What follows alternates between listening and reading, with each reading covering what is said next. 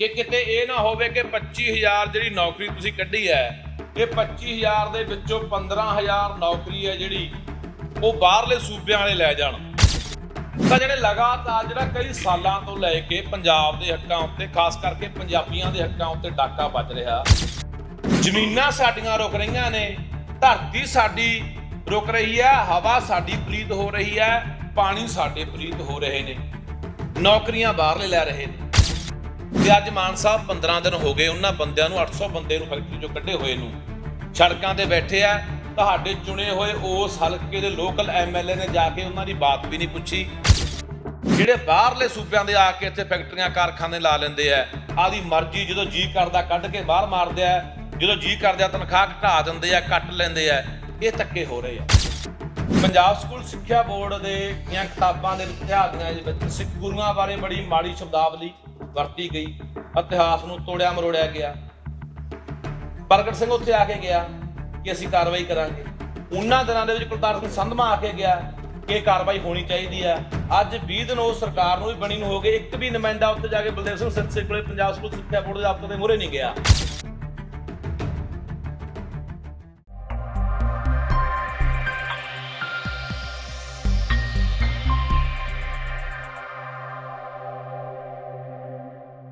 ਸਭ ਤੋਂ ਪਹਿਲਾਂ ਜੀ ਫਤਿਹ ਦੀ ਸਾਂਝ ਪਾਉਂਦੇ ਆ। ਵਾਹਿਗੁਰੂ ਜੀ ਕਾ ਖਾਲਸਾ, ਵਾਹਿਗੁਰੂ ਜੀ ਕੀ ਫਤਿਹ। ਅੱਜ ਦੀ ਜਿਹੜੀ ਪੱਤਰਕਾਰ ਮਿਲਣੀ ਹੈ, ਇਹ ਪੰਜਾਬ ਦੇ ਬੜੇ ਅਹਿਮ ਮੁੱਦਿਆਂ ਨੂੰ ਲੈ ਕੇ ਆ ਕਿ ਨਵੀਂ ਪੰਜਾਬ ਦੇ ਵਿੱਚ ਸਰਕਾਰ ਬਣੀ ਆ ਤੇ ਜਿਹੜੇ ਲੰਮੇ ਸਮੇਂ ਤੋਂ ਪੰਜਾਬ ਦੇ ਮੁੱਦੇ ਨੇ ਜਿਹੜੇ ਲਮਕਦੇ ਆ ਰਹੇ ਨੇ, ਲੰਬੇ ਸਮੇਂ ਤੋਂ ਇੱਥੇ ਜਿਹੜੀਆਂ ਸਮੇਂ-ਸਮੇਂ ਦੇ ਸਰਕਾਰਾਂ ਰਹੀਆਂ ਨੇ, ਉਹਨਾਂ ਨੇ ਇਹਨਾਂ ਮੁੱਦਿਆਂ ਵੱਲ ਕਦੇ ਧਿਆਨ ਨਹੀਂ ਦਿੱਤਾ ਜਾਂ ਜਾਣ ਬੁੱਝ ਕੇ ਅੱਖੋਂ ਪਰੋਖੇ ਕੀਤਾ, ਜਿਹਦੇ ਵਿੱਚ ਪੰਜਾਬ ਦੇ ਤੇ ਪੰਜਾਬੀਆਂ ਦੇ ਹੱਕ ਮਾਰੇ ਗਏ ਲਗਾਤਾਰ। ਸੋ ਉਹਨਾਂ ਮੁੱਦਿਆਂ ਨੂੰ ਲੈ ਕੇ ਅਸੀਂ ਜਿਹੜੀ ਅੱਜ ਇਹ ਗੱਲਬਾਤ ਕਰਨ ਜਾ ਰਹੇ ਹਾਂ ਤੇ ਆਮ ਆਦਮੀ ਪਾਰਟੀ ਦੀ ਸਰਕਾਰ, ਜਿਨ੍ਹਾਂ ਦੇ ਮੁੱਖ ਮੰਤਰੀ ਸਰਦਾਰ ਭਗਵੰਤ ਸਿੰਘ ਮਾਨ, ਉਹਨਾਂ ਨੂੰ ਮੁਖਾਤਬ ਹੋ ਰਹੇ ਹਾਂ ਤੇ ਉਹਨਾਂ ਅੱਗੇ ਅਪੀਲ ਕਰ ਰਹੇ ਹਾਂ ਕਿ ਇਹ ਬੜੇ ਅਹਿਮ ਮੁੱਦੇ ਨੇ ਤੇ ਇਹਨਾਂ ਮੁੱਦਿਆਂ ਦੇ ਉੱਤੇ ਸਰਕਾਰ ਨੂੰ ਧਿਆਨ ਦੇਣਾ ਚਾਹੀਦਾ ਤੇ ਕੰਮ ਕਰਨ ਦੀ ਲੋੜ ਹੈ। ਦੇਖੋ, ਆਪਾਂ ਸਭ ਤੋਂ ਪਹਿਲੀ ਗੱਲ ਕਰਦੇ ਹਾਂ ਕਿ ਸਰਕਾਰ ਨੇ ਇੱਕ ਐਲਾਨ ਕੀਤਾ ਹੈ ਕਿ ਅਸੀਂ 25,000 ਜਿਹੜੀ ਨੌਕਰੀ ਦੇਣ ਜਾ ਰਹੇ ਹਾਂ ਵੱਖ-ਵੱਖ ਖੇਤਰਾਂ, ਵੱਖ-ਵੱਖ ਵਰਗਾਂ ਦੇ ਵਿੱਚ। ਪਰ ਅਸੀਂ ਪੰਜਾਬ ਦੇ ਮੁੱਖ ਮੰਤਰੀ ਨੂੰ ਕਹਿਣਾ ਚਾਹੁੰਦੇ ਹਾਂ ਕਿ ਇਹ 25,000 ਜਿਹੜੀਆਂ ਤੁਸੀਂ ਨੌਕਰੀਆਂ ਕੱਢੀਆਂ ਨੇ, ਜਿਹੜੀਆਂ ਅਸਾਮੀਆਂ ਕੱਢੀਆਂ ਨੇ, ਜਿਹੜੀਆਂ ਪੋਸਟਾਂ ਭਰਨ ਜਾ ਰਹੇ ਹੋ, ਇਹਨਾਂ ਨੂੰ ਭਰਨ ਤੋਂ ਪਹਿਲਾਂ ਇੱਕ ਗੱਲ ਦਾ ਖਿਆਲ ਰੱਖਿਓ ਕਿ ਕਿਤੇ ਇਹ ਨਾ ਹੋਵੇ ਕਿ 25,000 ਜਿਹੜੀ ਨੌਕਰੀ ਤੁਸੀਂ ਕੱਢੀ ਹੈ, ਇਹ 25,000 ਦੇ ਵਿੱਚੋਂ 15,000 ਨੌਕਰੀ ਹੈ ਜਿਹੜੀ ਉਹ ਬਾਹਰਲੇ ਸੂਬਿਆਂ ਵਾਲੇ ਲੈ ਜਾਣ। ਜਿਵੇਂ ਕਿ ਆਪਾਂ ਪਹਿਲਾਂ ਦੇਖਦੇ ਆਏ ਹਾਂ ਕਿ ਬਿਜਲੀ ਬੋਰਡ ਦੇ ਵਿੱਚ ਭਰਤੀਆਂ ਹੋਈਆਂ ਤਾਂ ਉਹਨਾਂ ਦੇ ਵਿੱਚ 500 ਬੰਦਾ ਭਰਤੀ ਕੀਤਾ ਗਿਆ ਤਾਂ 500 ਦੇ ਵਿੱਚੋਂ 172 ਬੰਦੇ ਬਾਹਰਲੇ ਰਾਜਾਂ ਤੋਂ ਆ ਗਏ। ਇਸੇ ਤਰ੍ਹਾਂ ਟੀਚਰਾਂ ਦੀਆਂ ਭਰਤੀਆਂ ਹੋਈਆਂ 850 ਦੇ ਕਰੀਬ, ਉਹਦੇ ਵਿੱਚੋਂ 282 ਬੰਦੇ ਬਾਹਰਲੇ ਰਾਜਾਂ ਤੋਂ ਆ ਗਏ। ਇਸ ਤੋਂ ਇਲਾਵਾ ਜੇ ਆਪਾਂ ਖੇਤੀਬਾੜੀ ਯੂਨੀਵਰਸਿਟੀ ਲੁਧਿਆਣਾ ਦੀ ਗੱਲ ਕਰੀਏ, 2012 ਤੋਂ ਲੈ ਕੇ 18 ਤੱਕ ਤਕਰੀਬਨ ਮੈਨੂੰ ਲੱਗਦਾ ਕਿ 237 ਬੰਦੇ ਰੱਖੇ ਗਏ ਹੈ, ਜਿਹਦੇ ਵਿੱਚ 113 ਬੰਦੇ ਬਾਹਰਲੇ ਰਾਜਾਂ ਤੋਂ ਆਏ ਆ। ਤੇ ਉਹਨਾਂ ਦੇ ਮੈਨੂੰ ਲੱਗਦਾ ਉਦੋਂ ਉਪ ਕੁਲਪਤੀ ਰਹੇ ਨੇ ਬਲਦੇਵ ਸਿੰਘ ਢਿੱਲੋਂ, ਜਿਨ੍ਹਾਂ ਨੇ ਉਦੋਂ ਬਾਅਦ ਬੜੇ ਵਿਵਾਦਾਂ 'ਚ ਵੀ ਰਹੇ, ਜਿਨ੍ਹਾਂ ਨੇ ਖੇਤੀਬਾੜੀ ਯੂਨੀਵਰਸਿਟੀ ਦੀ ਜ਼ਮੀਨ ਬਠਿੰਡੇ ਏਮਜ ਨੂੰ ਦੇਤੀ ਸੀ।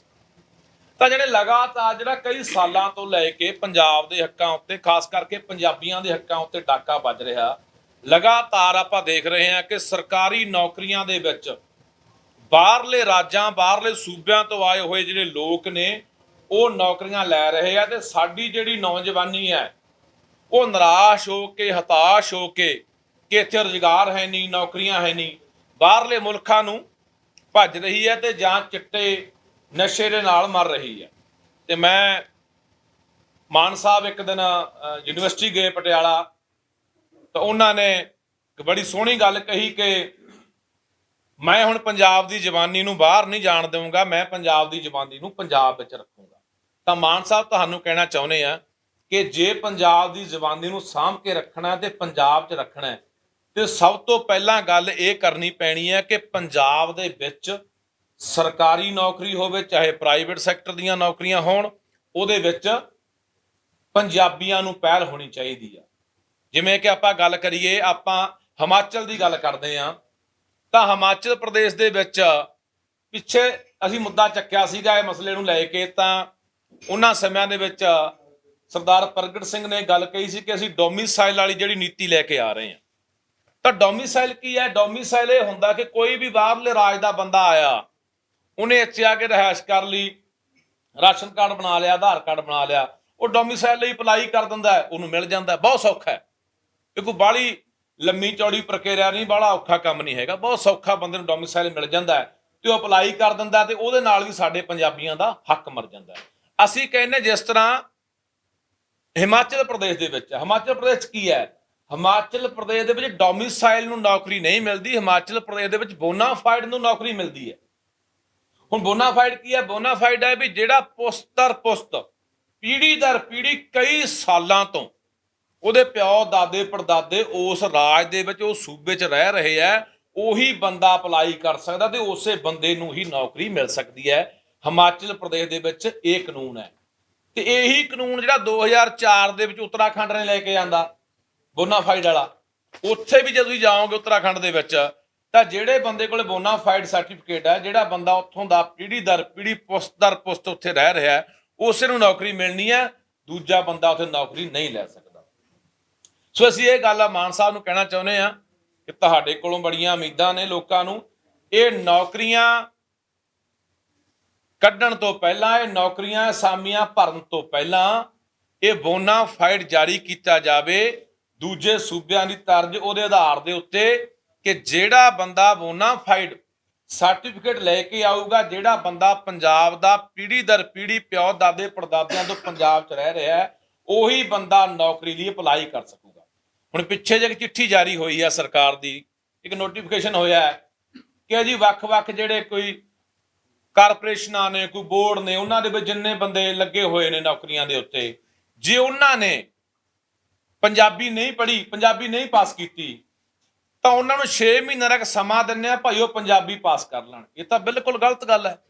ਇਹ ਤਾਂ ਉਹੀ ਪਹਿਲਾਂ ਵਾਲੀਆਂ ਸਰਕਾਰਾਂ ਵਾਲੀ ਨੀਤੀ ਹੈ ਕਿ ਜਿਵੇਂ ਪਹਿਲਾਂ ਵਾਲੀਆਂ ਸਰਕਾਰਾਂ ਕਰਦੀਆਂ ਰਹੀਆਂ ਵੀ ਭਾਈ ਤੁਹਾਨੂੰ ਇੱਕ ਪੇਪਰ ਪਾਸ ਕਰਨਾ ਪੈਣਾ, ਉਹ ਭਾਸ਼ਾ ਵਿਭਾਗ ਇੱਕ ਪੇਪਰ ਕੱਢਦਾ ਹਰ ਸਾਲ ਬਾਅਦ ਪੰਜਾਬੀ ਦਾ, ਉਹ ਪੇਪਰ ਦੇ ਦਿੰਦੇ ਆ ਕੇ, ਤੇ ਉਹ ਪੇਪਰ ਲੈ ਕੇ ਪਾਸ ਕਰਕੇ 35 ਨੰਬਰ ਲੈ ਕੇ ਅਪਲਾਈ ਕਰਕੇ ਤੇ ਨੌਕਰੀ ਲੱਗ ਜਾਂਦੀ ਹੈ। ਸੋ ਇਸ ਤਰ੍ਹਾਂ ਨਹੀਂ ਚਾਹੀਦਾ।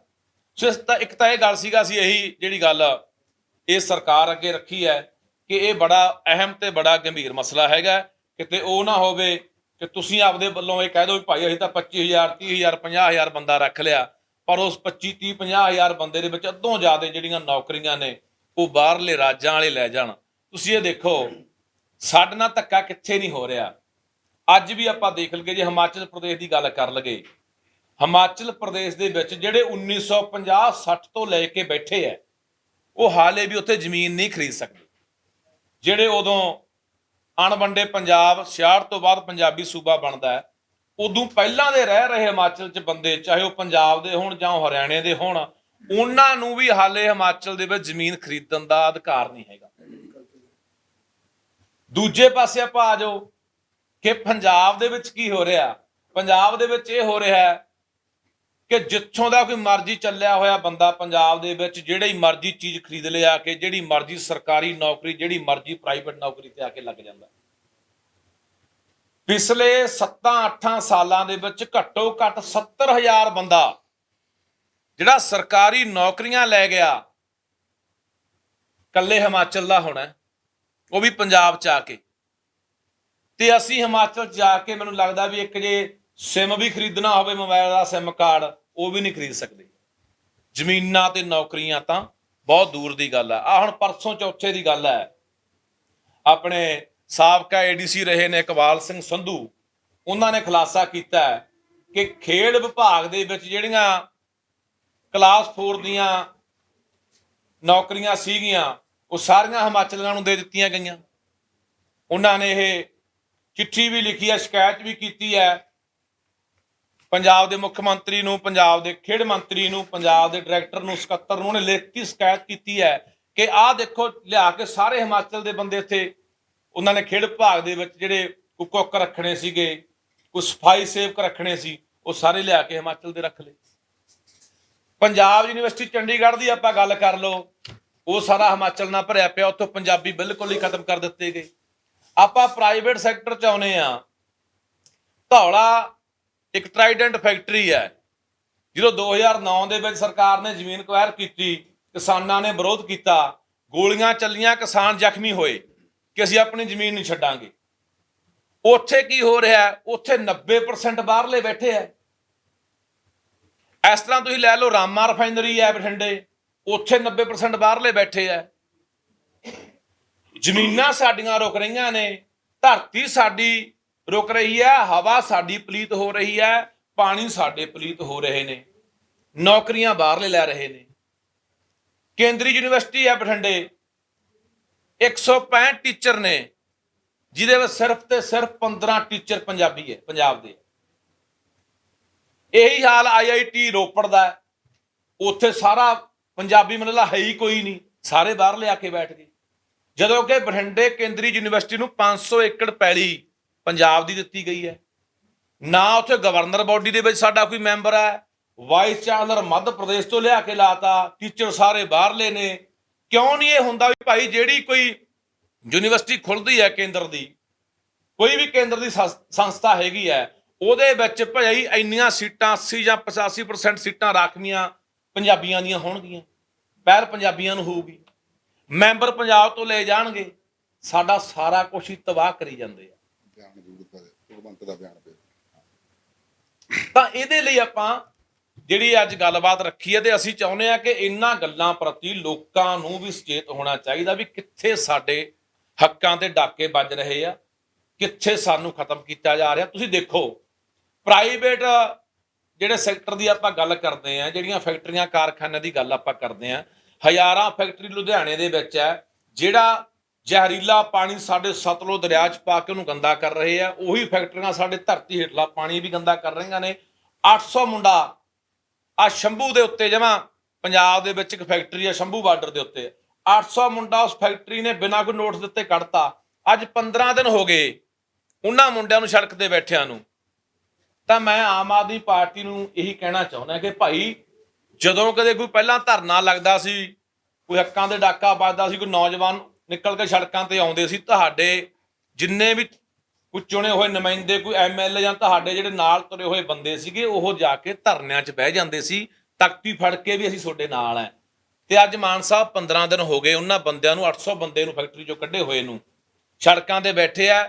ਤੁਹਾਡੇ ਚੁਣੇ ਹੋਏ ਉਸ ਹਲਕੇ ਦੇ ਲੋਕਲ MLA ਨੇ ਜਾ ਕੇ ਉਹਨਾਂ ਦੀ ਬਾਤ ਵੀ ਨਹੀਂ ਪੁੱਛੀ, ਹੱਕ ਦੇ ਵਿੱਚ ਹਾਲਾ ਨਾਰਾ ਵੀ ਨਹੀਂ ਮਾਰਿਆ ਵੀ ਭਾਈ ਕੋਈ ਗੱਲ ਨਹੀਂ, ਤੁਹਾਨੂੰ ਦੱਸੋ ਕੀ ਤਕਲੀਫ ਹੈ, ਅਸੀਂ ਤੁਹਾਡਾ ਮਸਲਾ ਹੱਲ ਕਰਕੇ ਦਿੰਦੇ ਆ। ਇਹ ਧੱਕੇ ਸਾਡੇ ਨਾਲ ਜਿਹੜੇ ਬਾਹਰਲੇ ਸੂਬਿਆਂ ਦੇ ਆ ਕੇ ਇੱਥੇ ਫੈਕਟਰੀਆਂ ਕਾਰਖਾਨੇ ਲਾ ਲੈਂਦੇ ਆ, ਆਦੀ ਮਰਜ਼ੀ ਜਦੋਂ ਜੀ ਕਰਦਾ ਕੱਢ ਕੇ ਬਾਹਰ ਮਾਰਦੇ ਆ, ਜਦੋਂ ਜੀ ਕਰਦਾ ਤਨਖਾਹ ਘਟਾ ਦਿੰਦੇ ਆ, ਕੱਟ ਲੈਂਦੇ ਆ। ਇਹ ਧੱਕੇ ਹੋ ਰਹੇ ਆ, ਇਹਨੂੰ ਸਰਕਾਰ ਨੂੰ ਇਸ ਮਸਲੇ ਤੇ ਵੀ ਧਿਆਨ ਦੇਣ ਦੀ ਲੋੜ ਆ।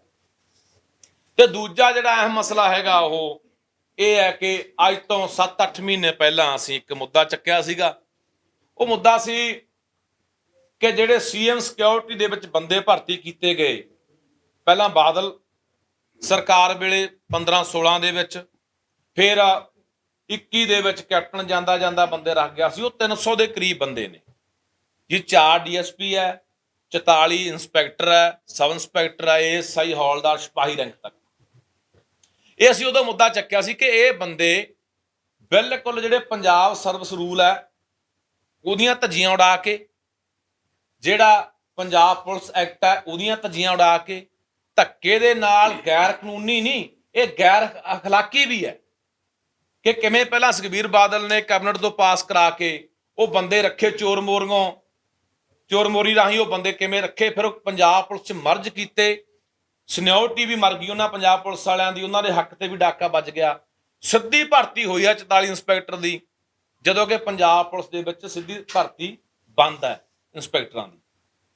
ਇਹ ਜਿਹੜਾ ਉਹਨਾਂ ਨੂੰ ਆਉਂਦਿਆਂ ਨੂੰ ਨਾਲ ਦੀ ਨਾਲ ਪੂਰੀਆਂ ਤਨਖਾਹਾਂ, ਆਉਂਦਿਆਂ ਨੂੰ ਸਰਕਾਰੀ ਰਿਹਾਇਸ਼ਾਂ, ਉਹਨਾਂ ਨੇ ਕਹਾ ਤੁਸੀਂ ਦੇਖੋ ਇੱਕ ਮੈਂ ਉਦੋਂ ਹੀ ਬੋਲਿਆ ਸੀ ਕਿ ਮਨੀਨਾਥ ਨਾਮ ਦਾ ਇੱਕ ਸਿਪਾਹੀ ਭਰਤੀ ਹੋਇਆ ਬਿਹਾਰ ਤੋਂ, ਸੀਐਮ ਸਿਕਿਉਰਿਟੀ 'ਚ ਲੈ ਕੇ ਆਏ ਉਹਨੂੰ। ਹਰ ਸਾਲ ਉਹ ਇੱਕ ਰੈਂਕ ਲੈਂਦਾ ਰਿਹਾ ਤੇ 4 ਸਾਲਾਂ ਦੇ ਵਿੱਚ ਸਬ ਇੰਸਪੈਕਟਰ ਬਣ ਗਿਆ। ਇਹਦੀ ਕੋਈ ਜਾਂਚ ਨਹੀਂ, ਕੋਈ ਪੜਤਾਲ ਨਹੀਂ। ਡੀਐਸਪੀ ਆਰ.ਕੇ. ਜਾਦਵ ਹੈ, ਉਹਦੇ ਘਰ ਵਾਲੀ ਮਹਾਲੀ 6 ਫੇਸ ਦੇ ਵਿੱਚ ਸਰਕਾਰੀ ਟੀਚਰ ਲਵਾ ਲਈ ਅਗਲੇ ਨੇ ਲਿਆ ਕੇ। ਉਹਨਾਂ ਨੇ ਆਪਣੇ ਪਰਿਵਾਰਾਂ ਨੂੰ ਵੀ ਲਿਆ ਕੇ ਸੈੱਟ ਕਰ ਲਿਆ, ਕਿਸੇ ਨੇ ਘਰ ਵਾਲੀ ਨੂੰ, ਕਿਸੇ ਨੇ ਭੈਣ ਨੂੰ, ਕਿਸੇ ਨੇ ਕੋਈ ਹੋਰ ਰਿਸ਼ਤੇਦਾਰ ਨੂੰ। ਅੱਛਾ, ਅੱਜ ਹੁਣ ਇਹ ਜਿਹੜਾ ਮਸਲਾ ਹੈਗਾ ਉਹਦਾ ਹੁਣ ਜਿਹੜਾ ਆਈਜੀ ਹੈ ਏ.ਕੇ. ਪਾਂਡੇ ਤੇ 2 ਉਹਦੇ ਡੀਐਸਪੀ ਹੈ ਜਿਹੜੇ ਵਿਨੋਦ ਕਮਾਵਤ ਤੇ ਸੁਰਿੰਦਰਾ, ਜਿਹੜੇ ਹੁਣ ਵੀ ਸਾਰੀ ਉਸ ਸੀਐਮ ਸਿਕਿਉਰਿਟੀ ਨੂੰ ਸੰਭਾਲ ਰਹੇ ਆ, ਸਾਰੀ ਗੇਮ ਉਹੀ ਘਮਾਈ ਜਾਂਦੇ ਆ। ਉਦੋਂ ਮੈਂ ਮਸਲਾ ਲੈ ਕੇ ਪੰਜਾਬ ਦੇ ਮੁੱਖ ਮੰਤਰੀ ਚੰਨੀ ਸਾਹਿਬ ਨੂੰ ਮਿਲਿਆ, ਸਿੱਧੂ ਸਾਹਿਬ ਨੂੰ ਮਿਲਿਆ, ਰੰਧਾਵਾ ਸਾਹਿਬ ਨੂੰ ਮਿਲਿਆ, ਪ੍ਰਗਟ ਸਿੰਘ ਨੂੰ ਮਿਲਿਆ। ਮੇਰੇ ਕੋਲ ਬੈਠੇ ਚੰਨੀ ਸਾਹਿਬ ਨੇ, ਡੀ ਸਾਹਿਬ ਹੁੰਦੇ ਸੀਗੇ, ਸੋਤਾ ਸਾਹਿਬ ਫੋਨ ਲਾ ਲਿਆ, ਕਹਿੰਦੇ ਜੀ ਆਹ 2 ਦਿਨਾਂ ਦੇ ਵਿੱਚ ਰਿਪੋਰਟ ਦਿਓ।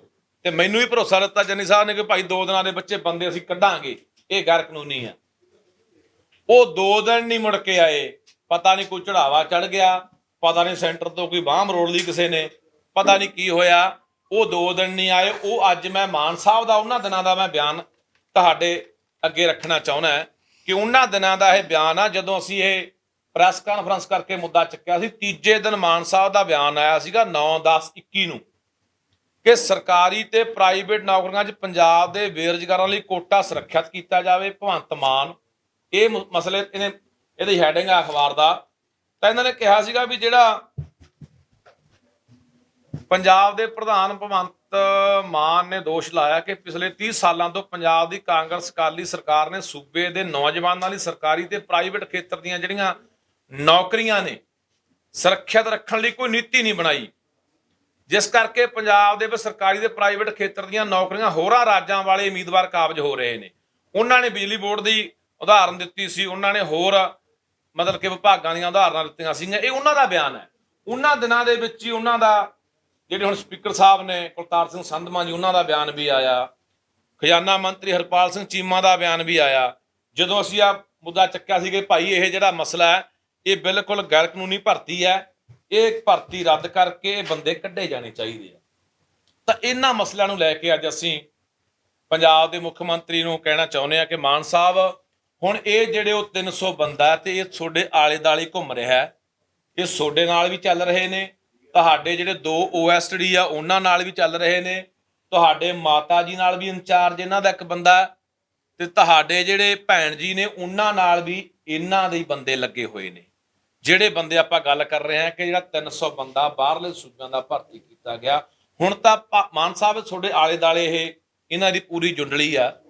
ਇਹਨਾਂ ਨੇ ਪੂਰਾ, ਮੈਨੂੰ ਲੱਗਦਾ ਕਿ ਹੁਣ ਤੱਕ ਤਾਂ ਇਹਨਾਂ ਨੇ ਆਪਣੀਆਂ ਗੱਲਾਂ ਬਾਤਾਂ ਨਾਲ ਤੁਹਾਡੇ ਤੇ ਗੱਲਬਾਤ ਵੀ ਪਾ ਲਿਆ ਹੋਣਾ, ਪ੍ਰਭਾਵਿਤ ਵੀ ਕਰ ਲਿਆ ਹੋਣਾ।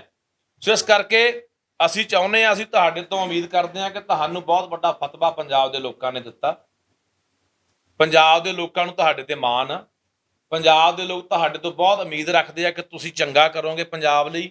ਸੋ ਸਭ ਤੋਂ ਅਹਿਮ ਗੱਲਾਂ ਇਹ 2 ਬੜੀਆਂ ਜ਼ਰੂਰੀ ਨੇ ਕਿ ਪੰਜਾਬ ਦੇ ਵਿੱਚ ਪੰਜਾਬੀਆਂ ਲਈ ਕੋਟਾ ਸਰਕਾਰੀ ਨੌਕਰੀਆਂ ਦੇ ਵਿੱਚ 100 ਦਾ 100%, ਪ੍ਰਾਈਵੇਟ ਦੇ ਵਿੱਚ ਹਰਿਆਣੇ ਦੀ ਤਰਜ਼ ਦੇ ਉੱਤੇ 85% ਜਿਹੜਾ ਕੋਟਾ ਉਹ ਰਾਖਵਾਂ ਕੀਤਾ ਜਾਵੇ ਤੇ ਬੋਨਾਫਾਈਡ ਜ਼ਰੂਰੀ ਕੀਤਾ ਜਾਵੇ ਵੀ ਜਿਹੜਾ ਪੀੜ੍ਹੀ ਦਰ ਪੀੜ੍ਹੀ ਹੈਗਾ ਪੰਜਾਬ 'ਚ ਰਹਿ ਰਿਹਾ ਉਹੀ ਅਪਲਾਈ ਕਰ ਸਕੂਗਾ। ਦੂਜੀ ਗੱਲ, ਜਿਹੜਾ 300 ਬੰਦਾ ਬਾਹਰਲੇ ਸੂਬਿਆਂ ਦਾ ਭਰਤੀ ਹੋਇਆ, ਜਿਹੜੇ ਆਪਣੇ ਰਿਸ਼ਤੇਦਾਰਾਂ ਨੂੰ ਲਿਆ ਇੱਥੇ ਭਰਤੀ ਕਰਾਈ ਗਏ ਆ, ਬਿਲਕੁਲ ਨਜਾਇਜ਼ ਭਰਤੀ ਹੈ ਇਹ।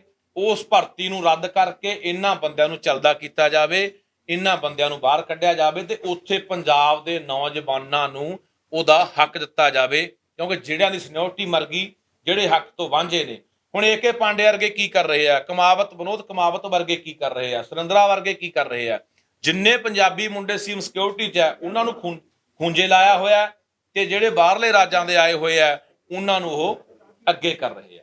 ਸੋ 2 ਗੱਲਾਂ ਇਹ ਸੀ ਜਿਹਦੇ ਉੱਤੇ ਅਸੀਂ ਗੱਲ ਕੀਤੀ। ਤੀਜੀ ਗੱਲ ਜਿਹੜੀ ਬੜੀ ਅਹਿਮ, ਹੋਰ ਵੀ ਅਹਿਮ ਹੈ ਕਿ ਜਦੋਂ ਮੈਂ ਸੈਸ਼ਨ ਚੱਲਿਆ ਤੇ ਸੈਸ਼ਨ ਦੇ ਵਿੱਚ ਬੀਬਾ ਬਲਜਿੰਦਰ ਕੌਰ ਨੇ ਇੱਕ ਬਿਆਨ ਦਿੱਤਾ ਕਿ ਅਸੀਂ ਪੰਜਾਬੀ ਮਾਂ ਬੋਲੀ ਨੂੰ ਬਣਦਾ ਮਾਣ ਸਤਿਕਾਰ ਦੇਣ ਲਈ ਉਹਦਾ ਰੁਤਬਾ ਬਹਾਲ ਰੱਖਣ ਦੇ ਲਈ ਅਸੀਂ ਹਰ ਕਦਮ ਚੱਕਾਂਗੇ। ਸੋ ਮੈਂ ਮਾਨ ਸਾਹਿਬ ਤੁਹਾਨੂੰ ਕਹਿਣਾ ਚਾਹੁੰਦਾ, ਤੁਹਾਡੀ ਸਰਕਾਰ ਦੇ ਅੱਗੇ ਗੱਲਾਂ ਰੱਖਣਾ ਚਾਹੁੰਦਾ ਕਿ ਤੁਸੀਂ ਪੰਜਾਬੀ ਮਾਂ ਬੋਲੀ ਨੂੰ ਜਿਹੜੀ ਗੱਲ ਕਰਨ ਵਾਲੀ ਹੈ, ਸਭ ਤੋਂ ਪਹਿਲਾਂ ਤਾਂ ਦੁੱਖ ਹੋਇਆ ਮਾਨ ਸਾਹਿਬ ਕਿ ਤੁਸੀਂ ਜਿਹੜੀ ਮਾਂ ਬੋਲੀ ਕਰਕੇ, ਚਲੋ ਹੁਣ ਤਾਂ ਮੁੱਖ ਮੰਤਰੀ ਤੁਸੀਂ ਬਣ ਗਏ ਹੋ, ਜਿਹੜੀ ਮਾਂ ਬੋਲੀ ਕਰਕੇ ਪੂਰੀ ਦੁਨੀਆ ਦੇ ਵਿੱਚ ਭਗਵੰਤ ਸਿੰਘ ਮਾਨ ਬਣਿਆ, ਪੂਰੀ ਦੁਨੀਆ ਦਾ, ਪੂਰੇ ਪੰਜਾਬੀਆਂ ਦਾ ਮਾਨ ਬਣਿਆ, ਉਹ ਸਿਰਫ ਮਾਂ ਬੋਲੀ ਕਰਕੇ ਬਣਿਆ। ਪਰ ਦੁੱਖ ਹੋਇਆ ਕਿ ਤੁਹਾਡੇ ਜਿਹੜੇ ਰਿਸ਼ਵਤਖੋਰੀ ਦੇ ਖਿਲਾਫ ਲੱਗੇ ਹੋਏ ਬੋਰਡ ਨੇ, ਜਦੋਂ ਮੈਂ ਲੁਧਿਆਣੇ ਗਿਆ ਉਹ ਹਿੰਦੀ 'ਚ ਲੱਗੇ ਮਿਲੇ, ਜਦੋਂ ਮੈਂ ਫਿਰੋਜ਼ਪੁਰ ਗਿਆ ਉਹ ਵੀ ਹਿੰਦੀ 'ਚ ਲੱਗੇ ਮਿਲੇ। ਸੋ ਇਹ ਜਿਹੜੀ ਗੱਲ ਹੈ ਫਿਰ ਬੜੀ ਦੁੱਖ ਦੀ ਆ ਮਨ ਨੂੰ ਕਿ ਜਿਹੜਾ ਬੰਦਾ ਪੰਜਾਬੀ ਦਾ ਮਦਈ ਹੋਵੇ ਤੇ ਪੰਜਾਬੀ ਮਾਂ ਬੋਲੀ ਦੇ ਸਿਰ ਦੇ ਉੱਤੇ ਉਹਨੇ ਬੜੀਆਂ ਬੁਲੰਦੀਆਂ ਨੂੰ ਛੂਹਿਆ ਹੋਵੇ, ਉਹ ਬੰਦਾ ਹੀ ਆ ਕੇ ਆਪਣੀ ਮਾਂ ਬੋਲੀ ਨਾਲ ਇਸ ਤਰ੍ਹਾਂ ਉਹਦੇ ਬੋਰਡ ਹਿੰਦੀ 'ਚ ਲੱਗਣ, ਉਹ ਵੀ ਪੰਜਾਬ ਦੇ ਜ਼ਿਲ੍ਹੇ ਲੁਧਿਆਣਾ ਦੇ ਫਿਰੋਜ਼ਪੁਰ ਦੇ ਵਿੱਚ, ਤਾਂ ਐਡੂ ਵੱਡੀ ਦੁੱਖ ਦੀ ਗੱਲ ਨਹੀਂ ਹੋ ਸਕਦੀ। ਸੋ ਮੈਂ ਤੁਹਾਡੇ ਜਿਹੜੀ ਗੱਲ ਅੱਗੇ ਕਹਿਣਾ ਚਾਹੁੰਦਾ ਕਿ ਜਿਹੜੀ ਗੱਲ ਪੰਜਾਬੀ ਮਾਂ ਬੋਲੀ ਵਾਲੀ ਹੈ, ਪੰਜਾਬੀ ਮਾਂ ਬੋਲੀ ਦੀ ਜੇ ਤੁਸੀਂ ਗੱਲ ਕਰਨੀ ਚਾਹੁੰਦੇ ਆ, ਪਹਿਲੀ ਗੱਲ ਤਾਂ ਇਹ ਕਰੋ ਕਿ ਪੰਜਾਬੀ ਮਾਂ ਬੋਲੀ ਦਾ ਜਿਹੜਾ ਕੰਮਕਾਰ ਆ ਉਹ ਸਾਰੇ ਦਫ਼ਤਰਾਂ ਦੇ ਵਿੱਚ, ਜਿੰਨਾ ਚਿੱਠੀ ਪੱਤਰ ਦਾ ਕੰਮ ਹੁੰਦਾ, ਜਿੰਨਾ ਹੋਰ ਕੋਈ ਕੰਮਕਾਰ ਹੁੰਦਾ, ਉਹ ਸਾਰਾ ਪੰਜਾਬੀ 'ਚ ਹੋਣਾ ਚਾਹੀਦਾ। ਸਾਰੇ ਬੋਰਡ, ਚਾਹੇ ਉਹ ਦਫ਼ਤਰਾਂ ਦੇ ਬੋਰਡ ਆ, ਉਹ ਸੜਕਾਂ ਦੇ ਬੋਰਡ ਆ, ਉਹ ਦੁਕਾਨਾਂ ਦੇ ਬੋਰਡ ਆ, ਜਿਵੇਂ ਕਿ ਆਪਾਂ ਮਹਾਰਾਸ਼ਟਰ 'ਚ ਦੇਖਦੇ ਹਾਂ ਕਿ ਉਹਨਾਂ ਦੀਆਂ ਦੁਕਾਨਾਂ ਦੇ ਬੋਰਡਾਂ ਦੇ ਉੱਪਰ ਸਭ ਤੋਂ ਉੱਪਰ ਮਰਾਠੀ ਲਿਖੀ ਹੋਈ ਹੈ। ਇਹ ਉੱਥੋਂ ਦੀ ਸਰਕਾਰ ਦਾ ਹੁਕਮ ਹੈ ਮਹਾਰਾਸ਼ਟਰ ਦਾ ਕਿ ਥੱਲੇ ਅੰਗਰੇਜ਼ੀ, ਉਰਦੂ, ਅਰਬੀ, ਹਿੰਦੀ ਜੋ ਮਰਜ਼ੀ ਲਿਖੋ, ਪਰ ਉੱਪਰ ਮਰਾਠੀ ਲਿਖਣੀ ਪੈਣੀ ਹੈ। ਇਹੀ ਗੱਲ ਪੰਜਾਬ 'ਚ ਹੋਣੀ ਚਾਹੀਦੀ ਹੈ ਕਿ ਹਰ ਬੋਰਡ ਦੇ ਉੱਪਰ ਸਭ ਤੋਂ ਪਹਿਲਾਂ ਪੰਜਾਬੀ ਹੋਣੀ ਚਾਹੀਦੀ ਹੈ। ਇੱਕ ਦਾ ਕੰਮ ਇਹ ਕਰੋ। ਦੂਜਾ ਕੰਮ ਅਸੀਂ ਕਹਿਣਾ ਚਾਹੁੰਦੇ ਹਾਂ ਕਿ ਦੂਜਾ ਕੰਮ ਜਿਹੜਾ ਕਰਨ ਵਾਲਾ ਹੈ ਕਿ ਪੰਜਾਬ ਦੀਆਂ ਅਦਾਲਤਾਂ ਦੀ ਗੱਲ ਆਪਾਂ ਕਰਦੇ ਹਾਂ ਕਿ ਪੰਜਾਬ ਦੀਆਂ ਅਦਾਲਤਾਂ ਦੇ ਵਿੱਚ ਜਿਹੜਾ ਕੰਮ ਹੈ ਉਹ ਪੰਜਾਬੀ ਮਾਂ ਬੋਲੀ 'ਚ ਹੋਣਾ ਚਾਹੀਦਾ, ਕਿਉਂਕਿ ਇਹ ਜਦੋਂ ਪਹਿਲਾ ਮਸਲਾ ਉੱਠਿਆ ਸੀ ਤਾਂ 2009 ਦੇ ਵਿੱਚ ਹਾਈ ਕੋਰਟ ਨੇ ਇੱਕ ਪੱਤਰ ਲਿਖਿਆ ਪੰਜਾਬ ਸਰਕਾਰ ਨੂੰ। ਉਹ ਪੱਤਰ ਨੰਬਰ ਮੈਂ ਤੁਹਾਨੂੰ ਦੱਸਣ ਲੱਗਾ, ਮੇਰੇ ਕੋਲ ਪੱਤਰ ਨੰਬਰ ਵੀ ਹੈਗਾ ਕਿ ਉਹ ਪੱਤਰ ਨੰਬਰ ਕਿੰਨਾ ਸੀਗਾ। ਉਹ ਪੱਤਰ ਨੰਬਰ ਸੀ ਜੀ 29827 ਨੰਬਰ ਸੀ ਜਿਹੜਾ ਪੱਤਰ ਨੰਬਰ, ਚਿੱਠੀ ਨੰਬਰ ਲੱਗਿਆ। ਇਹ 11/9/2009 ਨੂੰ ਹਾਈ ਕੋਰਟ ਨੇ ਪੰਜਾਬ ਸਰਕਾਰ ਨੂੰ ਲਿਖਿਆ ਕਿ ਸਾਨੂੰ 2000 ਬੰਦਾ ਤੁਸੀਂ ਮੁਹੱਈਆ ਕਰਾਓ ਜਿਹੜਾ ਪੰਜਾਬੀ ਅਨੁਵਾਦ ਕਰ ਸਕਦਾ ਹੋਵੇ, ਇੱਕ ਸਟੈਨੋ ਹੋਣ ਤੇ ਇੱਕ ਜਿਹੜੇ ਜੱਜਮੈਂਟ ਰਾਈਟਰ ਹੁੰਦੇ ਜਿਹੜੇ ਫੈਸਲਾ ਲਿਖਦੇ ਨੇ, ਇਹ 2000 ਬੰਦਾ ਸਾਨੂੰ ਤੁਸੀਂ ਮੁਹੱਈਆ ਕਰਾ ਦਿਓ ਤੇ ਅਸੀਂ ਤੁਹਾਡੀਆਂ ਹੇਠਲੀਆਂ ਅਦਾਲਤਾਂ ਦਾ ਸਾਰਾ ਕੰਮਕਾਰ ਆ ਜਿਹੜਾ ਉਹ ਪੰਜਾਬੀ 'ਚ ਕਰ ਦਿਆਂਗੇ। 2009 ਤੋਂ ਲੈ ਕੇ 2012 ਤੱਕ ਹਾਈ ਕੋਰਟ ਪੰਜਾਬ ਸਰਕਾਰ ਨੂੰ ਲਿਖਦੀ ਵੀ ਰਹੀ। ਹਾਈ ਕੋਰਟ ਦਾ ਜਿਹੜਾ ਆਪਣਾ ਰਜਿਸਟਰਾਰ ਸੀਗਾ ਉਹਨੇ ਆ ਕੇ ਪੰਜਾਬ ਦੇ ਜਿਹੜੇ ਗ੍ਰਹਿ ਮੰਤਰੀ ਦੇ ਨਾਲ ਮੁਲਾਕਾਤ ਵੀ ਕੀਤੀ। ਉਦੋਂ ਵੀ ਇਹ ਗੱਲ ਰੱਖੀ ਕਿ ਅਸੀਂ ਲਿਖ ਵੀ ਚੁੱਕੇ ਹਾਂ, ਤੁਹਾਨੂੰ ਮਿਲਣ ਵੀ ਆਏ, ਮੀਟਿੰਗਾਂ ਵੀ ਕਈ ਹੋਈਆਂ ਕਿ ਤੁਸੀਂ ਸਾਨੂੰ 2000 ਬੰਦਾ ਦੇ ਦਿਓ, ਅਸੀਂ ਸਾਰੀਆਂ ਅਦਾਲਤਾਂ ਦਾ ਕੰਮ ਪੰਜਾਬੀ 'ਚ ਕਰਾਂਗੇ। ਉਹਦੇ ਨਾਲ ਕੀ ਹੋਣਾ ਹੈ? ਇੱਕ ਤਾਂ ਰੁਜ਼ਗਾਰ ਮਿਲਣਾ ਬੰਦਿਆਂ ਨੂੰ, ਪੰਜਾਬੀ ਬੰਦਿਆਂ ਨੂੰ ਰੁਜ਼ਗਾਰ ਮਿਲਣਾ ਹੈ। ਦੂਜਾ ਮਾਂ ਬੋਲੀ ਦਾ ਜਿਹੜਾ ਮਾਣ ਬਹਾਲ ਹੋਣਾ, ਸਤਿਕਾਰ ਬਹਾਲ ਹੋਣਾ ਹੈ। ਤੀਜਾ ਜਿਹੜਾ ਸਾਡੇ ਪੰਜਾਬੀ ਲੋਕਾਂ ਨੂੰ ਜਿਹੜਾ ਇਨਸਾਫ ਹੈ, ਜਿਹੜੇ ਫੈਸਲੇ ਲਿਖੇ ਜਾਂਦੇ ਨੇ, ਬਹਿਸਾਂ ਹੁੰਦੀਆਂ ਨੇ, ਉਹ ਪੰਜਾਬੀ 'ਚ ਹੋਣ ਲੱਗਣਗੇ ਤਾਂ ਸਾਡੇ ਆਮ ਇੱਕ ਵਿਚਾਰਾ ਮਹੱਤਵ ਕੋਈ ਪਿੰਡ ਵਾਲਾ ਖੜਾ ਹੁੰਦਾ ਹੈ ਜਿਹਨੂੰ ਇਹ ਪਤਾ ਹੀ ਨਹੀਂ ਹੁੰਦਾ ਕਿ ਯਾਰ ਅੰਗਰੇਜ਼ੀ ਬਹਿਸ ਹੋਈ ਜਾਂਦੀ ਹੈ, ਇਹ ਕੀ ਕਰੀ ਜਾਂਦੇ ਹੈ, ਜਿਹਨੂੰ ਕੋਈ ਫੈਸਲਾ ਹੀ ਨਹੀਂ ਪੜ੍ਹਨਾ ਆਉਂਦਾ, ਜਿਹੜਾ ਮਾੜਾ ਮਾੜਾ 10-12 ਪੜ੍ਹਿਆ ਹੁੰਦਾ ਉਹ ਵਕੀਲਾਂ ਕੋਲੇ ਜਾਂਦਾ, ਵਕੀਲ ਪਹਿਲਾਂ ਕਹਿੰਦਾ ਲੈ ਭਾਈ ਪਹਿਲਾਂ 2000 ਰੁਪਇਆ ਲਊਂਗਾ, ਪੜ੍ਹ ਕੇ ਸੁਣਾ ਦਿੰਦਾ, ਉਹ ਆਪ ਹੀ ਪੜ੍ਹ ਸਕਦਾ ਹੋਵੇ। ਇਹ ਗੱਲ ਹਾਈ ਕੋਰਟ ਵੱਲੋਂ 2009 ਦੇ ਵਿੱਚ ਕਿਹਾ ਗਿਆ ਤੇ ਲਗਾਤਾਰ 12 ਤੱਕ ਹਾਈ ਕੋਰਟ ਕਹਿੰਦੀ ਰਹੀ, ਪਰ ਕਿਸੇ ਸਰਕਾਰ ਨੇ 2000 ਬੰਦਾ ਹੀ ਨਹੀਂ ਦਿੱਤਾ। ਮਾਨ ਸਾਹਿਬ ਤੁਹਾਡੇ ਕੋਲ ਅਪੀਲ ਕਰਦੇ ਆ ਕਿ ਇਹ ਜਿਹੜਾ 2000 ਬੰਦਾ ਤੁਸੀਂ ਹਾਈ ਕੋਰਟ ਨੂੰ ਦਿਓ ਤੇ ਨਾਲੇ ਸਾਡੇ ਪੰਜਾਬੀਆਂ ਨੂੰ ਰੁਜ਼ਗਾਰ ਮਿਲ ਜੂਗਾ, ਨਾਲੇ ਸਾਡੀਆਂ ਜਿਹੜੀਆਂ ਕਚਹਿਰੀਆਂ ਦਾ ਕੰਮ, ਅਦਾਲਤਾਂ ਦਾ ਕੰਮ ਹੈ ਉਹ ਪੰਜਾਬੀ 'ਚ ਹੋਣ ਲੱਗ ਜੂਗਾ। ਇਹ ਮਸਲਾ ਬੜਾ ਅਹਿਮ ਹੈ, ਇਹ ਤੇ ਗੌਰ ਕਰ ਲਿਓ। ਅਗਲੀ ਗੱਲ ਜਿਹੜੀ ਆਪਾਂ ਪੰਜਾਬੀ ਮਾਂ ਬੋਲੀ ਨਾਲ ਥਾਂ ਥਾਂ ਤੇ ਧੱਕਾ ਵਿਤਕਰਾ ਹੋ ਰਿਹਾ ਹੈ। ਸਕੂਲਾਂ ਦੇ ਵਿੱਚ CBSE ਦੇ ਬੋਰਡ ਦੇ ਸਕੂਲ ਹੋਣਾ, ICI ਦੇ ਸਕੂਲ ਹੋਣਾ, ISI ਦੇ ਸਕੂਲ ਹੋਣਾ, ਕੇਂਦਰੀ ਵਿਦਿਆਲੇ ਹੋਣ, ਜਿਹੜੇ KV ਸਕੂਲ ਆਪਾਂ ਕਹਿ ਦਿੰਦੇ ਆ, ਉਹਨਾਂ ਦੇ ਵਿੱਚ ਤਾਂ ਪੰਜਾਬੀ ਖਤਮ ਹੀ ਕਰਤੀ। ਜਿਹੜੇ ਕੇਂਦਰੀ ਵਿਦਿਆਲੇ ਆ, ਕੇਂਦਰ ਦੇ ਸਕੂਲ ਨੇ, ਜਿਹਨੂੰ ਆਪਾਂ ਆਰਮੀ ਸਕੂਲ ਵੀ ਕਹਿ ਦਿੰਦੇ ਆ, ਪੰਜਾਬ 'ਚ ਹੈਗੇ ਆ, ਉੱਥੇ ਪੰਜਾਬੀ ਬਿਲਕੁਲ ਖਤਮ ਕਰਕੇ ਸੰਸਕ੍ਰਿਤ ਪੜ੍ਹਾਉਣ ਲੱਗ ਗਏ। ਵੈਸੇ ਵੀ ਇਹ ਦੇਖਿਆ ਜਾਵੇ ਤਾਂ ਇੱਕ ਸੰਵਿਧਾਨ ਦੇ ਵੀ ਉਲਟ ਹੈ, ਜਿਹੜੀ ਕੇਂਦਰ ਦੀ ਸਿੱਖਿਆ ਨੀਤੀ ਆ ਉਹਦੇ ਵੀ ਉਲਟ ਹੈ। ਕੇਂਦਰ ਦੀ ਸਿੱਖਿਆ ਨੀਤੀ ਦੇ ਵਿੱਚ ਸਾਫ਼ ਲਿਖਿਆ ਗਿਆ ਵੀ ਕਿਸੇ ਬੱਚੇ ਕੋਲੋਂ ਤੁਸੀਂ ਉਹਦੀ ਮਾਂ ਬੋਲੀ ਦਾ ਹੱਕ ਨਹੀਂ ਖੋਹ ਸਕਦੇ, ਪਰ ਪੰਜਾਬ 'ਚ ਖੋਇਆ ਜਾ ਰਿਹਾ ਹੈ। ਕੇਂਦਰੀ ਵਿਦਿਆਲਿਆਂ 'ਚ ਪੰਜਾਬੀਆਂ ਦੇ ਜਵਾਕ ਪੜ੍ਹਦੇ ਆ, ਪੰਜਾਬੀ ਪੜ੍ਹਾਈ ਨਹੀਂ ਜਾਂਦੀ, ਸੰਸਕ੍ਰਿਤ ਪੜ੍ਹਾਈ ਜਾਂਦੀ ਹੈ। ਇਹ ਸਖਤੀ ਨਾਲ ਲਾਗੂ ਕਰਨ ਦੀ ਗੱਲ ਹੈ। ਜਿਹੜੇ ਸਕੂਲ ਇਸ ਤਰ੍ਹਾਂ ਦੀਆਂ ਧੱਕੇ ਕਰਦੇ ਆ, ਮਨਮਾਨੀਆਂ ਕਰਦੇ ਆ, ਹੁਣ ਸਕੂਲ ਕੀ ਕਹਿੰਦੇ ਆ, ਗੁੰਮਰਾਹ ਕਰਦੇ ਆ ਪਿੰਡਾਂ ਵਾਲਿਆਂ ਨੂੰ ਕਿ ਦੇਖੋ ਜੀ ਜੇ ਤੁਹਾਡਾ ਜਵਾਕ ਤੁਸੀਂ ਅੰਗਰੇਜ਼ੀ ਪੜ੍ਹਾਉਣਾ ਹੈ ਤੇ ਇਹਨੂੰ ਹਿੰਦੀ ਬੋਲਣੀ ਪੈਣੀ ਹੈ। ਵੀ ਹਿੰਦੀ ਤੇ ਅੰਗਰੇਜ਼ੀ ਦਾ ਕੀ ਮੇਲ ਆ ਬਈ? ਅਸੀਂ ਕਿਸੇ ਜ਼ਬਾਨਾਂ ਦੇ ਖਿਲਾਫ ਨਹੀਂ ਹੈ, ਕਿਸੇ ਬੋਲੀ ਦੇ ਖਿਲਾਫ ਨਹੀਂ। ਸਾਰੀਆਂ ਬੋਲੀਆਂ ਸਿੱਖਣੀਆਂ ਚਾਹੀਦੀਆਂ, ਪੜ੍ਹਨੀਆਂ ਚਾਹੀਦੀਆਂ ਨੇ, ਬੰਦੇ ਨੂੰ ਆਉਣੀਆਂ ਚਾਹੀਦੀਆਂ ਨੇ, ਤਾਂ ਕਿ ਬੰਦਾ ਜਿੱਥੇ ਵੀ ਜਾਵੇ ਉਹਨੂੰ ਕੋਈ ਦਿੱਕਤ ਨਾ ਆਵੇ। ਪਰ ਜਿੱਥੇ ਗੱਲ ਮਾਂ ਬੋਲੀ ਪੰਜਾਬੀ ਦੀ ਆ ਜਾਂਦੀ ਹੈ ਉੱਥੇ ਸਕੂਲ ਐਂ ਗੁੰਮਰਾਹ ਕਰੀ ਜਾਂਦੇ ਆ, ਜਦੋਂ ਕਿ ਦੁਨੀਆ ਭਰ ਦੇ ਵਿੱਚ ਖੋਜਾਂ ਹੋ ਗਈਆਂ ਕਿ ਜਿਹੜਾ ਬੱਚਾ ਆਪਣੀ ਮਾਂ ਬੋਲੀ 'ਚ ਮਹਾਰਤ ਰੱਖਦਾ, ਜਿਹੜਾ ਬੱਚਾ ਆਪਣੀ ਮਾਂ ਬੋਲੀ 'ਚ ਪੂਰੀ ਪਕੜ ਰੱਖਦਾ ਹੈ, ਉਹ ਬੱਚਾ ਦੂਜੀਆਂ ਬੋਲੀਆਂ ਬਿਹਤਰ ਸਕਦਾ। ਇਹ ਤੇਰੇ ਜਿਹੜੇ ਫੈਸਲੇ ਕਰਨ ਵਾਲੇ ਹੈਗੇ ਆ ਮਾਨ ਸਾਹਿਬ, ਤੁਹਾਡੇ ਅੱਗੇ ਅਸੀਂ ਇਹੀ ਗੁਜ਼ਾਰਿਸ਼, ਅਸੀਂ ਇਹੀ ਬੇਨਤੀ ਕਰਦੇ ਹਾਂ ਕਿ ਅਸਲ ਮੁੱਦੇ ਜਿਹੜੇ ਹੈਗੇ ਆ ਪੰਜਾਬ ਦੇ, ਠੀਕ ਆ ਤੁਸੀਂ ਰਿਸ਼ਵਤਖੋਰੀ ਦਾ ਬੰਦ ਕਰਨ ਦਾ ਮੁੱਦਾ ਚੱਕਿਆ, ਬਹੁਤ ਵਧੀਆ ਗੱਲ ਆ। ਤੁਸੀਂ ਸਿਹਤ ਸਹੂਲਤਾਂ ਨੂੰ, ਸਿੱਖਿਆ ਸਹੂਲਤਾਂ ਨੂੰ ਮਤਲਬ ਕਿ ਵਧੀਆ ਦੇਣ ਦੀ ਗੱਲ ਕੀਤੀ ਹੈ ਲੋਕਾਂ ਨੂੰ, ਪੰਜਾਬ ਦੇ ਨੂੰ, ਲੋਕਾਂ ਨੂੰ ਉਮੀਦਾਂ ਵੀ ਤੁਹਾਡੇ ਕੋਲੇ ਹੈਗੀਆਂ ਨੇ। ਪਰ ਅਸਲ ਮੁੱਦਾ ਪੰਜਾਬ ਦਾ ਕੀ ਹੈ? ਅਸਲ ਮੁੱਦੇ ਇਹ ਨੇ ਪੰਜਾਬ ਦੇ, ਕਿਉਂਕਿ ਪੰਜਾਬ ਕੋਈ ਇੱਕ ਸੂਬਾ ਨਹੀਂ ਹੈਗਾ, ਕੋਈ ਖਿੱਤਾ ਨਹੀਂ ਹੈਗਾ। ਪੰਜਾਬ ਇੱਕ ਪੂਰਨ ਵਿਰਾਸਤ ਹੈ। ਪੰਜਾਬ ਦੇ ਵਿੱਚ ਸਾਡਾ ਸਦੀਆਂ ਤੋਂ ਲੈ ਕੇ ਇਤਿਹਾਸ ਪਿਆ, ਸਾਡਾ ਵਿਰਸਾ ਹੈ, ਸਾਡਾ ਸੱਭਿਆਚਾਰ ਆ, ਸਾਡੀ ਬੋਲੀ ਹੈ। ਪੰਜਾਬ ਪੰਜਾਬੀਆਂ ਦਾ ਗਰੂਰ ਹੈ। ਪੰਜਾਬ ਸਾਡੀ ਜਿੰਦ ਜਾਨ ਜਾਨ, ਸਾਡੇ ਸਾਹਾਂ 'ਚ ਧੜਕਦਾ। ਇਹ ਕੋਈ ਇਹ ਨਹੀਂ ਵੀ ਹਾਂ ਠੀਕ ਹੈ ਮੈਂ, ਪਰ ਇਹਨੂੰ ਨਾ ਤੁਸੀਂ ਆਪਣੇ ਲੋਕ ਵੀ ਕੀ ਕਰਦੇ ਆ, ਰਾਸ਼ਨ ਘਰੋਂ ਘਰੀ ਪਹੁੰਚੂਗਾ ਜੀ, ਬੱਲੇ ਜੀ ਬੱਲੇ ਬੱਲੇ ਬੱਲੇ, ਕ੍ਰਾਂਤੀਕਾਰੀ ਫੈਸਲਾ ਹੋ ਗਿਆ। ਕੋਈ ਜਰਾ ਕਲਰਕ ਫੜ ਕੇ ਠੀਕ ਹੈ ਕੋਈ ਗਲਤੀ ਕੀਤੀ ਹੈ, ਕਰਨਾ ਚਾਹੀਦਾ, ਡਿਸਮਿਸ ਕਰਤਾ, ਮੁਅੱਤਲ ਕਰਤਾ, ਵਾਹ ਬਈ ਆਹ ਤਾਂ ਕਮਾਲ ਹੀ ਕਰਤੀ। ਠੀਕ ਆ, ਕਰੋ, ਤੁਹਾਡਾ ਫਰਜ਼ ਬਣਦਾ। ਸਰਕਾਰ, ਲੋਕਾਂ ਨੇ ਤੁਹਾਨੂੰ ਇਸੇ ਲਈ ਚੁਣ ਕੇ ਅੱਗੇ ਲੈ ਕੇ ਆਏ ਆ। ਪਰ ਅਸਲ ਮੁੱਦਿਆਂ ਤੇ ਆਓ। ਅਸਲ ਜਿਹੜੇ ਮੁੱਦੇ ਆਪਣੇ ਪੰਜਾਬ ਦੇ ਆ, ਸਾਡਾ ਭਾਖੜਾ BVM ਸਾਡਾ ਖੋਹ ਕੇ ਲੈ ਗਏ ਆ। ਉਹ ਤੁਸੀਂ ਦੇਖੋ ਕਿ ਉਹਨਾਂ ਨੇ ਉੱਥੇ ਵੀ ਸਾਨੂੰ ਮਾਰਤਾ। ਚੰਡੀਗੜ੍ਹ ਦੇ ਵਿੱਚ ਆ ਕੇ ਅਮਿਤ ਸ਼ਾਹ ਨੋਟੀਫਿਕੇਸ਼ਨ ਜਾਰੀ ਕਰ ਦਿੰਦਾ ਹੈ ਕਿ ਇੱਥੇ ਹੁਣ ਸਾਰੇ ਜਿਹੜੇ ਕੇਂਦਰ ਦੇ ਰੂਲ ਲਾਗੂ ਹੋਣਗੇ। ਪੰਜਾਬ ਨੂੰ ਉੱਥੋਂ ਵੀ ਮਾਰਿਆ ਜਾ ਰਿਹਾ। ਤਾਂ ਜਾਣੇ ਹਰ ਥਾਂ ਪੰਜਾਬ ਨਾਲ ਧੱਕਾ ਹੋ ਰਿਹਾ। ਪਰ ਆਪਾਂ ਕਦੇ ਚਰਖਾ ਨਾ ਕਰਦੇ ਰਹਿ ਜਗੇ ਗੁਜਰਾਤ ਜਾ ਕੇ ਤੇ ਦਿੱਲੀ ਵਾਲੇ ਇੱਥੇ ਆ ਕੇ ਪੰਜਾਬ ਦੇ ਹੱਕ ਹੋ ਕੇ ਲੈ ਜਾਣ। ਤੁਸੀਂ ਮਤਾ ਪਾਇਆ, ਮਤਾ ਤਾਂ ਠੀਕ ਹੈ ਮੈਂ ਮੰਨ ਲੈਂਦਾ, ਮਤਾ ਤਾਂ ਇਹਦੋਂ ਪਹਿਲਾਂ ਵੀ 5-6 ਵਾਰੀ ਪੈ ਚੁੱਕਿਆ। ਮਤਾ ਤਾਂ ਇੱਥੇ ਜਿਹੜਾ BSF ਨੇ ਪੰਜਾਬ ਰੋਕਿਆ ਉਹ ਤੇ ਵੀ ਪਿਆ ਸੀਗਾ। ਮਤਾ ਇੱਥੇ ਕਿਸਾਨੀ ਜਿਹੜੇ ਅੰਦੋਲਨ ਆਪਾਂ ਕੀਤਾ ਖੇਤੀ ਕਾਨੂੰਨਾਂ ਤੇ ਵੀ ਪਿਆ ਸੀ। ਮਤਾ ਤਾਂ ਇੱਥੇ ਰਾਜਪਾਲ ਰੱਦੀ ਟੋਕਰੀ 'ਚ ਮਾਰੂ ਚਲਾ ਕੇ, ਕੋਈ ਉਹਦੀ ਪੁੱਛ ਪੜਤਾਲ ਨਹੀਂ। ਤੁਸੀਂ ਇਹ ਦੇਖੋ ਕਿ ਇੱਕ ਮੁੱਖ ਮੰਤਰੀ ਨੂੰ, ਪੰਜਾਬ ਦਾ ਮੁੱਖ ਮੰਤਰੀ ਹੋਵੇ, ਪੰਜਾਬ ਦੀ ਰਾਜਧਾਨੀ ਹੋਵੇ ਚੰਡੀਗੜ੍ਹ, ਆਪਣੇ ਰਾਜਪਾਲ ਦੇ ਅੱਗੇ ਜਾ ਕੇ ਧਰਨਾ ਨਹੀਂ ਲਾ ਸਕਦਾ। ਜਾ ਕੇ ਬੈਠਣਗੇ, ਚੰਡੀਗੜ੍ਹ ਦਾ ਪ੍ਰਸ਼ਾਸਨ 10 ਮਿੰਟਾਂ 'ਚ ਚੱਕ ਕੇ ਬਾਹਰ ਮਾਰਨਗੇ। ਇਹਦਾ ਸਾਡਾ ਧੱਕਾ ਹੁੰਦਾ। ਇੱਥੇ ਪੰਜਾਬ ਦੇ ਲੋਕ ਆਪਣੀ ਰਾਜਧਾਨੀ ਦੇ ਵਿੱਚ ਕੋਈ ਧਰਨਾ ਲਾਉਣ ਆਉਂਦੇ, ਕੋਈ ਮੁਜ਼ਾਹਰਾ ਕਰਨ ਆਉਂਦੇ ਆ, ਤੁਸੀਂ 4 ਬੰਦੇ ਆਪਣੀ ਰਾਜਧਾਨੀ 'ਚ ਇਕੱਠੇ ਨਹੀਂ ਹੋ ਸਕਦੇ, ਫੜ ਕੇ ਪਰਚਾ ਦੇ ਕੇ ਅੰਦਰ ਕਰ ਦਿੰਦੇ ਆ। ਇਹ ਸਾਡਾ ਧੱਕਾ ਨਹੀਂ ਹੈਗਾ। ਜਦੋਂ ਕਿ ਹਰਿਆਣੇ ਦੇ ਮੁੱਖ ਮੰਤਰੀ ਦਾ ਮੈਂ ਬਿਆਨ ਸੁਣ ਰਿਹਾ ਸੀਗਾ ਕਿ ਚੰਡੀਗੜ੍ਹ ਤਾਂ ਜੀ ਹਰਿਆਣੇ ਦਾ ਵੀ ਹੈ। ਸੋ ਭਾਈ ਸਾਹਿਬ ਖੱਟੜ ਸਾਹਿਬ, ਹਰਿਆਣੇ ਦਾ ਚੰਡੀਗੜ੍ਹ ਕਿੱਥੋਂ ਆ ਗਿਆ? 28 ਪਿੰਡ ਉਜੜੇ ਸੀ, ਪੰਜਾਬ ਦੇ ਉਜੜੇ ਸੀਗੇ, ਨਾ ਕਿ ਹਰਿਆਣੇ ਦਾ ਕੋਈ ਪਿੰਡ ਉਜੜਿਆ। ਜੋ ਸੰਤਾਪ ਝੱਲਿਆ ਉਹ ਪੰਜਾਬੀਆਂ ਨੇ ਝੱਲਿਆ। ਇਹ ਜਦੋਂ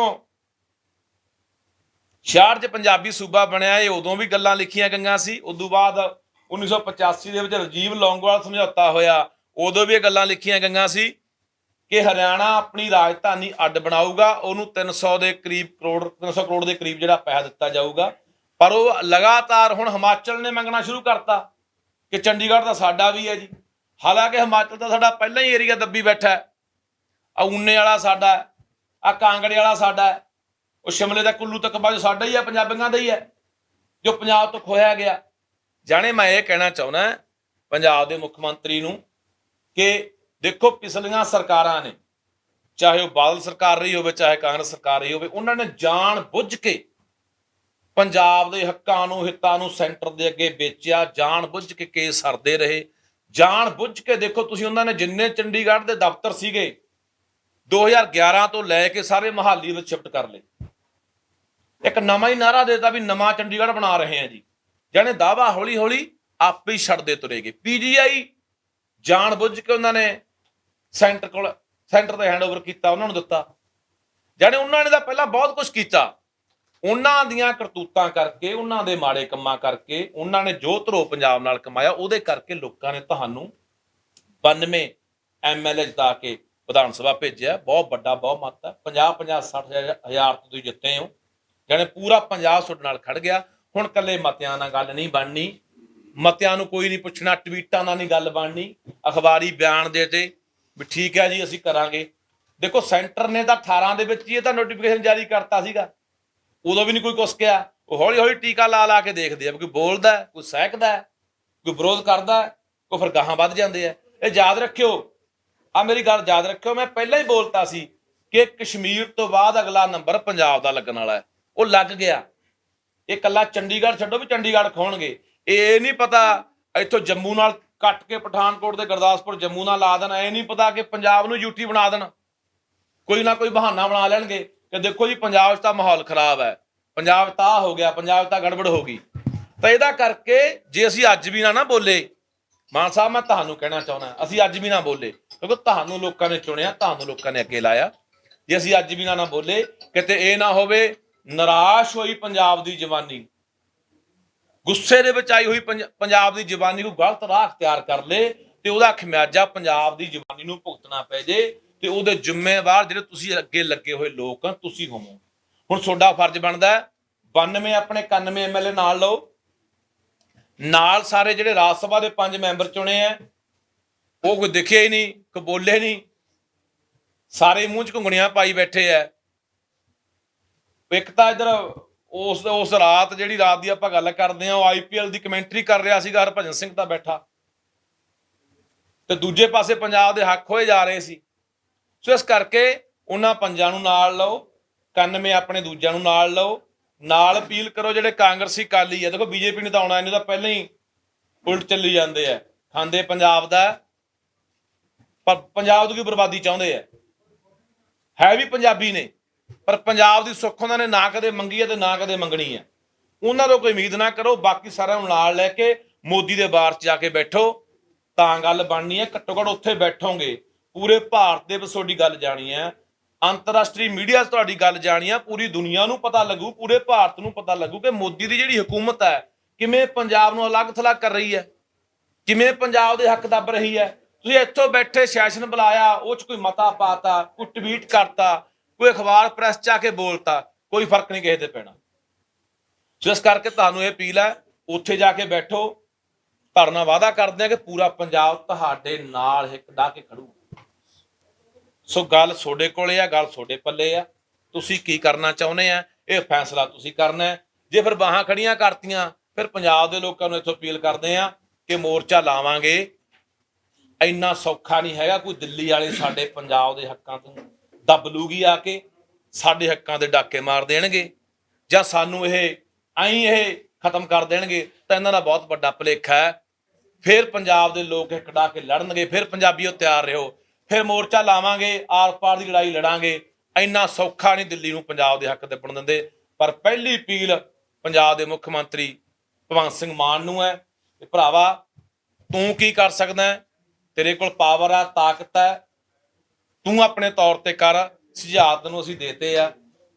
ਸੋ ਇਸ ਕਰਕੇ ਨਹੀਂ, ਫਿਰ ਪੰਜਾਬੀਓ ਤਿਆਰ ਰਹੋ, ਲੜੇ ਬਿਨਾ ਮਸਲਿਆਂ ਦੇ ਹੱਲ ਨਹੀਂ ਹੋਣੇ। ਆਪਾਂ ਇਕੱਲੇ ਬਿਆਨਾਂ ਤੱਕ ਸੀਮਤ ਨਾ ਰਹਿ ਜਾਈਏ। ਠੀਕ ਆ ਯਾਰ, ਆਪਾਂ ਬਿਆਨ ਦੇ, ਅੱਜ ਮੈਂ ਇੱਥੇ ਬੋਲ ਕੇ ਚੱਲ ਗਿਆ, ਕੱਲ ਨੂੰ ਕੋਈ ਹੋਰ ਬੋਲ ਕੇ ਚੱਲ ਗਿਆ, ਆਪਾਂ ਸੋਸ਼ਲ ਮੀਡੀਆ ਤੇ ਬੋਲਤਾ, ਆਪਾਂ ਪ੍ਰੈਸ 'ਚ ਆ ਕੇ ਬੋਲਤਾ, ਬੋਲਣ ਨਾਲ ਕੋਈ ਫਰਕ ਨਹੀਂ ਪੈਣਾ। ਇਹ ਤਾਂ ਹੱਕ ਤਾਂ ਫਿਰ ਉਵੇਂ ਹੀ ਲੈਣੇ ਪੈਣੇ ਆ, ਲੜਕੀ ਲੈਣੇ ਪੈਣੇ ਆ, ਉਹਦੇ ਲਈ ਤਿਆਰ ਰਹੋ। ਪਰ ਥੋੜਾ ਜਿਹਾ ਨਾ ਮੈਂ ਇਹੀ ਕਹਿਣਾ ਚਾਹੁੰਦਾ ਕਿ ਅਸਲ ਹੱਕ ਕੀ ਨੇ, ਅਸਲ ਮੁੱਦੇ ਕਿਹੜੇ ਨੇ, ਅਸਲ ਮਸਲੇ ਕਿਹੜੇ ਨੇ, ਉਹ ਵੀ ਗੌਰ ਰੱਖਿਆ ਕਰੋ, ਉਹਨਾਂ ਦੇ ਵੀ ਧਿਆਨ ਦਿਆ ਕਰੋ। ਧੰਨਵਾਦ। ਕੋਈ ਸਵਾਲ ਆ ਤਾਂ ਜੀ ਦੱਸ ਦਿਓ।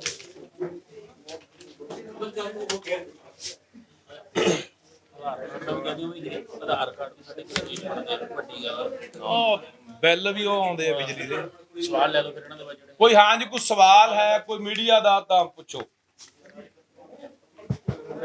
ਟਾਈਮ ਬਾਉਂਡ ਦਿੰਦੇ ਹੋ ਕੋਈ ਪੰਜਾਬ ਸਰਕਾਰ ਨੂੰ ਕਿ ਇੰਨੇ ਸਮੇਂ ਦੇ ਵਿੱਚ ਜਿਹੜੀਆਂ ਤੁਸੀਂ ਮੰਗਾਂ ਰੱਖੀਆਂ ਨੇ ਇੰਨੇ ਸਮੇਂ ਦੇ ਵਿੱਚ ਪੂਰੀਆਂ ਹੋਣੀਆਂ ਚਾਹੀਦੀਆਂ ਨੇ, ਜੇ ਨਹੀਂ ਦਿੰਦੇ ਫਿਰ ਤਿੱਖਾ ਸੰਘਰਸ਼ ਨਵੀਂ ਬਣੀ ਸਰਕਾਰ ਹੈ ਤੇ ਸਾਨੂੰ ਮੈਂ ਅਪੀਲ ਪੰਜਾਬ ਦੇ ਲੋਕਾਂ ਨੂੰ ਵੀ ਕਰਦਾ ਕਿ ਮੌਕਾ ਤਾਂ ਦੇਣਾ ਚਾਹੀਦਾ, ਸਮਾਂ ਤਾਂ ਦੇਣਾ ਚਾਹੀਦਾ। ਲੋਕਾਂ ਨੇ ਮੌਕਾ ਦਿੱਤਾ, ਸਮਾਂ ਵੀ ਦੇਣਾ ਚਾਹੀਦਾ ਕਿਉਂਕਿ ਨਵੇਂ ਬਣਨ ਵਾਲਾ ਸਮਝ ਹੀ ਹੈ ਨਹੀਂ ਮੁੱਦਿਆਂ ਦੀ। ਮੈਂ ਤਾਂ ਇਹ ਦੇਖ ਰਿਹਾ ਕਿ ਵਿਚਾਰੇ ਜਿਹੜੇ ਉੱਥੇ 92 ਗਏ ਆ 92 ਦੇ ਵਿੱਚ 70 ਤਾਂ ਉਹ ਹੋਣੇ ਜਿਹਨੂੰ ਮੁੱਦਿਆਂ ਦੀ ਸਮਝ ਹੀ ਨਹੀਂ ਹੋਣੀ ਕਿ ਅਸਲ ਮੁੱਦੇ ਕਿਹੜੇ ਆ, ਬੋਲਣਾ ਕੀ ਹੈ, ਮੰਗ ਕੀ ਆ, ਹੱਕ ਕੀ ਆ। ਤਾਂ ਮੈਨੂੰ ਲੱਗਦਾ ਕਿ ਕੋਈ ਸਮਾਂ ਸਰਕਾਰ ਨੂੰ ਸਾਨੂੰ ਦੇਣਾ ਚਾਹੀਦਾ, ਪਰ ਅਸੀਂ ਆਪਣੇ ਸੁਝਾਅ, ਆਪਣੀਆਂ ਗੱਲਾਂ, ਆਪਣੀਆਂ ਮੰਗਾਂ, ਆਪਣੇ ਹੱਕਾਂ ਦੀ ਗੱਲ ਅੱਜ ਰੱਖਤੀ ਆ। ਹੁਣ ਇਹ ਸਰਕਾਰ ਨੇ, ਇਹ ਭਗਵੰਤ ਸਿੰਘ ਮਾਨ ਨੇ ਤੈਅ ਕਰਨਾ ਹੈ ਕਿ ਉਹ ਕਿੰਨਾ ਛੇਤੀ ਕਿੰਨਾ ਜਲਦੀ ਇਹਨਾਂ ਮੁੱਦਿਆਂ ਦੇ ਉੱਤੇ ਆ ਕੇ ਪੰਜਾਬ ਨੂੰ ਰਾਹਤ ਦਿਵਾਉਂਦੇ ਆ। ਮਿਲਿਆ ਵੀ ਜਾਏਗਾ। ਬਿਲਕੁਲ, ਜੇ ਮਿਲਣ ਨੂੰ ਕੋਈ ਆਪਣਾ ਉਹਨਾਂ ਨਹੀਂ ਹੈ, ਕੋਈ ਵਫਦ ਜਾ ਕੇ ਸਾਡਾ ਇਹ ਸਾਰੀਆਂ ਗੱਲਾਂ ਜਿਹੜੀਆਂ ਹੈਗੀਆਂ ਲਿਖਤੀ ਤੌਰ ਤੇ ਵੀ ਜਾ ਕੇ ਦੇ ਆਵਾਂਗੇ। ਤੁਸੀਂ ਇੱਕ ਮੁਹਿੰਮ ਸ਼ੁਰੂ ਕੀਤੀ ਸੀ ਕਿ ਜਿਹੜੇ ਰਾਹ ਦਸੇਰਾ ਬੋਰਡ ਸੀਗੇ ਸੜਕਾਂ ਤੇ ਉਹਨਾਂ ਤੇ ਕਾਬੂ ਹੋਤੀ ਸੀ। ਹੁਣ ਆਮ ਆਦਮੀ ਪਾਰਟੀ ਦਾ ਤੁਸੀਂ ਉਹਨੇ ਜ਼ਿਕਰ ਕੀਤਾ ਸੋਸ਼ਲ ਮੀਡੀਆ ਤੇ ਫੋਟੋ ਵਾਇਰਲ ਹੋਈ ਕਿ ਉਹਨਾਂ ਦੇ ਬੋਰਡ ਹਿੰਦੀ ਚ ਲਾ ਕੇ ਉਹਦੇ ਵਾਸਤੇ ਵੀ ਅਪੀਲ ਹੀ ਕਰੋਗੇ ਕਿ ਉਦਾਂ ਦੀ ਕੋਈ ਮੁਹਿੰਮ ਨਹੀਂ, ਦੇਖੋ ਮੁਹਿੰਮ ਤਾਂ ਸਾਡੀ ਜਾਰੀ ਆ, ਪਰਚੇ ਵੀ ਕਰਾਏ, ਉਦੋਂ ਹੀ ਜੇਲਾਂ ਵੀ ਕੱਟ ਕੇ ਬੋਰਡਾਂ ਦੇ ਰੰਗ ਮਾਰੇ ਆ, ਉਹ ਰੰਗ ਵੀ ਅਸੀਂ ਮਾਰਾਂਗੇ। ਇੱਕ ਵਾਰੀ ਸਰਕਾਰ ਨੂੰ ਅਸੀਂ ਮੌਕਾ ਦੇਣਾ ਚਾਹੁੰਦੇ, ਪਰ ਅਸੀਂ ਇਹ ਅਪੀਲ ਕਰਨਾ ਚਾਹੁੰਦੇ ਆ ਕਿ ਮਾਨ ਸਾਹਿਬ ਦਿੱਲੀ ਦੇ ਦਾਬੇ ਚੋਂ ਨਿਕਲ ਕੇ ਪੰਜਾਬ ਲਈ ਸੋਚੋ। ਵੈਸੇ ਤੁਸੀਂ ਪੰਜਾਬ ਦਰਦੀ ਹੋ, ਅਸੀਂ ਇਸ ਗੱਲ ਤੋਂ ਦੇਖੋ ਐਵੇਂ ਨਵੇਂ ਬਣੇ ਆ, ਹਲੇ ਅੱਜ 20 ਦਿਨ ਨਹੀਂ ਹੋਏ ਹੋਣੇ ਮੁੱਖ ਮੰਤਰੀ ਨੂੰ ਬਣੇ ਨੂੰ, ਅੱਜ ਹੀ ਆਪਾਂ ਬੰਦੇ ਨੂੰ ਭੰਡਣ ਲੱਗ ਜਾਈਏ, ਉਹ ਵੀ ਠੀਕ ਨਹੀਂ ਹੈ। ਅਸੀਂ ਤੁਹਾਡੀ ਮਨਸ਼ਾ ਤੇ ਤੁਹਾਡੇ ਤੇ ਸ਼ੱਕ ਨਹੀਂ ਕਰਦੇ, ਤਾਂ ਠੀਕ ਹੈ ਅੱਜ ਤੁਹਾਨੂੰ ਲੋਕਾਂ ਨੇ ਤੁਹਾਡੇ ਤੇ ਭਰੋਸਾ ਜਤਾ ਕੇ ਤੁਹਾਨੂੰ ਅੱਗੇ ਲੈ ਕੇ ਆਂਦਾ, ਪਰ ਦਿੱਲੀ ਦਾ ਦਾਬਾ ਚੱਕਣਾ ਪੈਣਾ। ਇਹ ਮੈਂ ਪਹਿਲਾਂ ਵੀ ਗੱਲ ਬੋਲੀ ਸੀ ਕਿ ਜਿਹੜੇ 5 ਰਾਜ ਸਭਾ ਮੈਂਬਰ ਚੁਣ ਕੇ ਗਏ ਆ, ਉਹਨਾਂ 5 ਦੇ ਵਿੱਚੋਂ ਇੱਕ ਵੀ ਪੰਜਾਬ ਅਤੈਸ਼ੀ ਪੰਜਾਬ ਦਰਦੀ ਨਹੀਂ ਗਿਆ। ਇਹ ਕਿਉਂ ਨਹੀਂ ਕੋਈ ਬੋਲਿਆ? ਇਹ ਤਾਂ ਬੋਲਣਾ ਪੈਣਾ।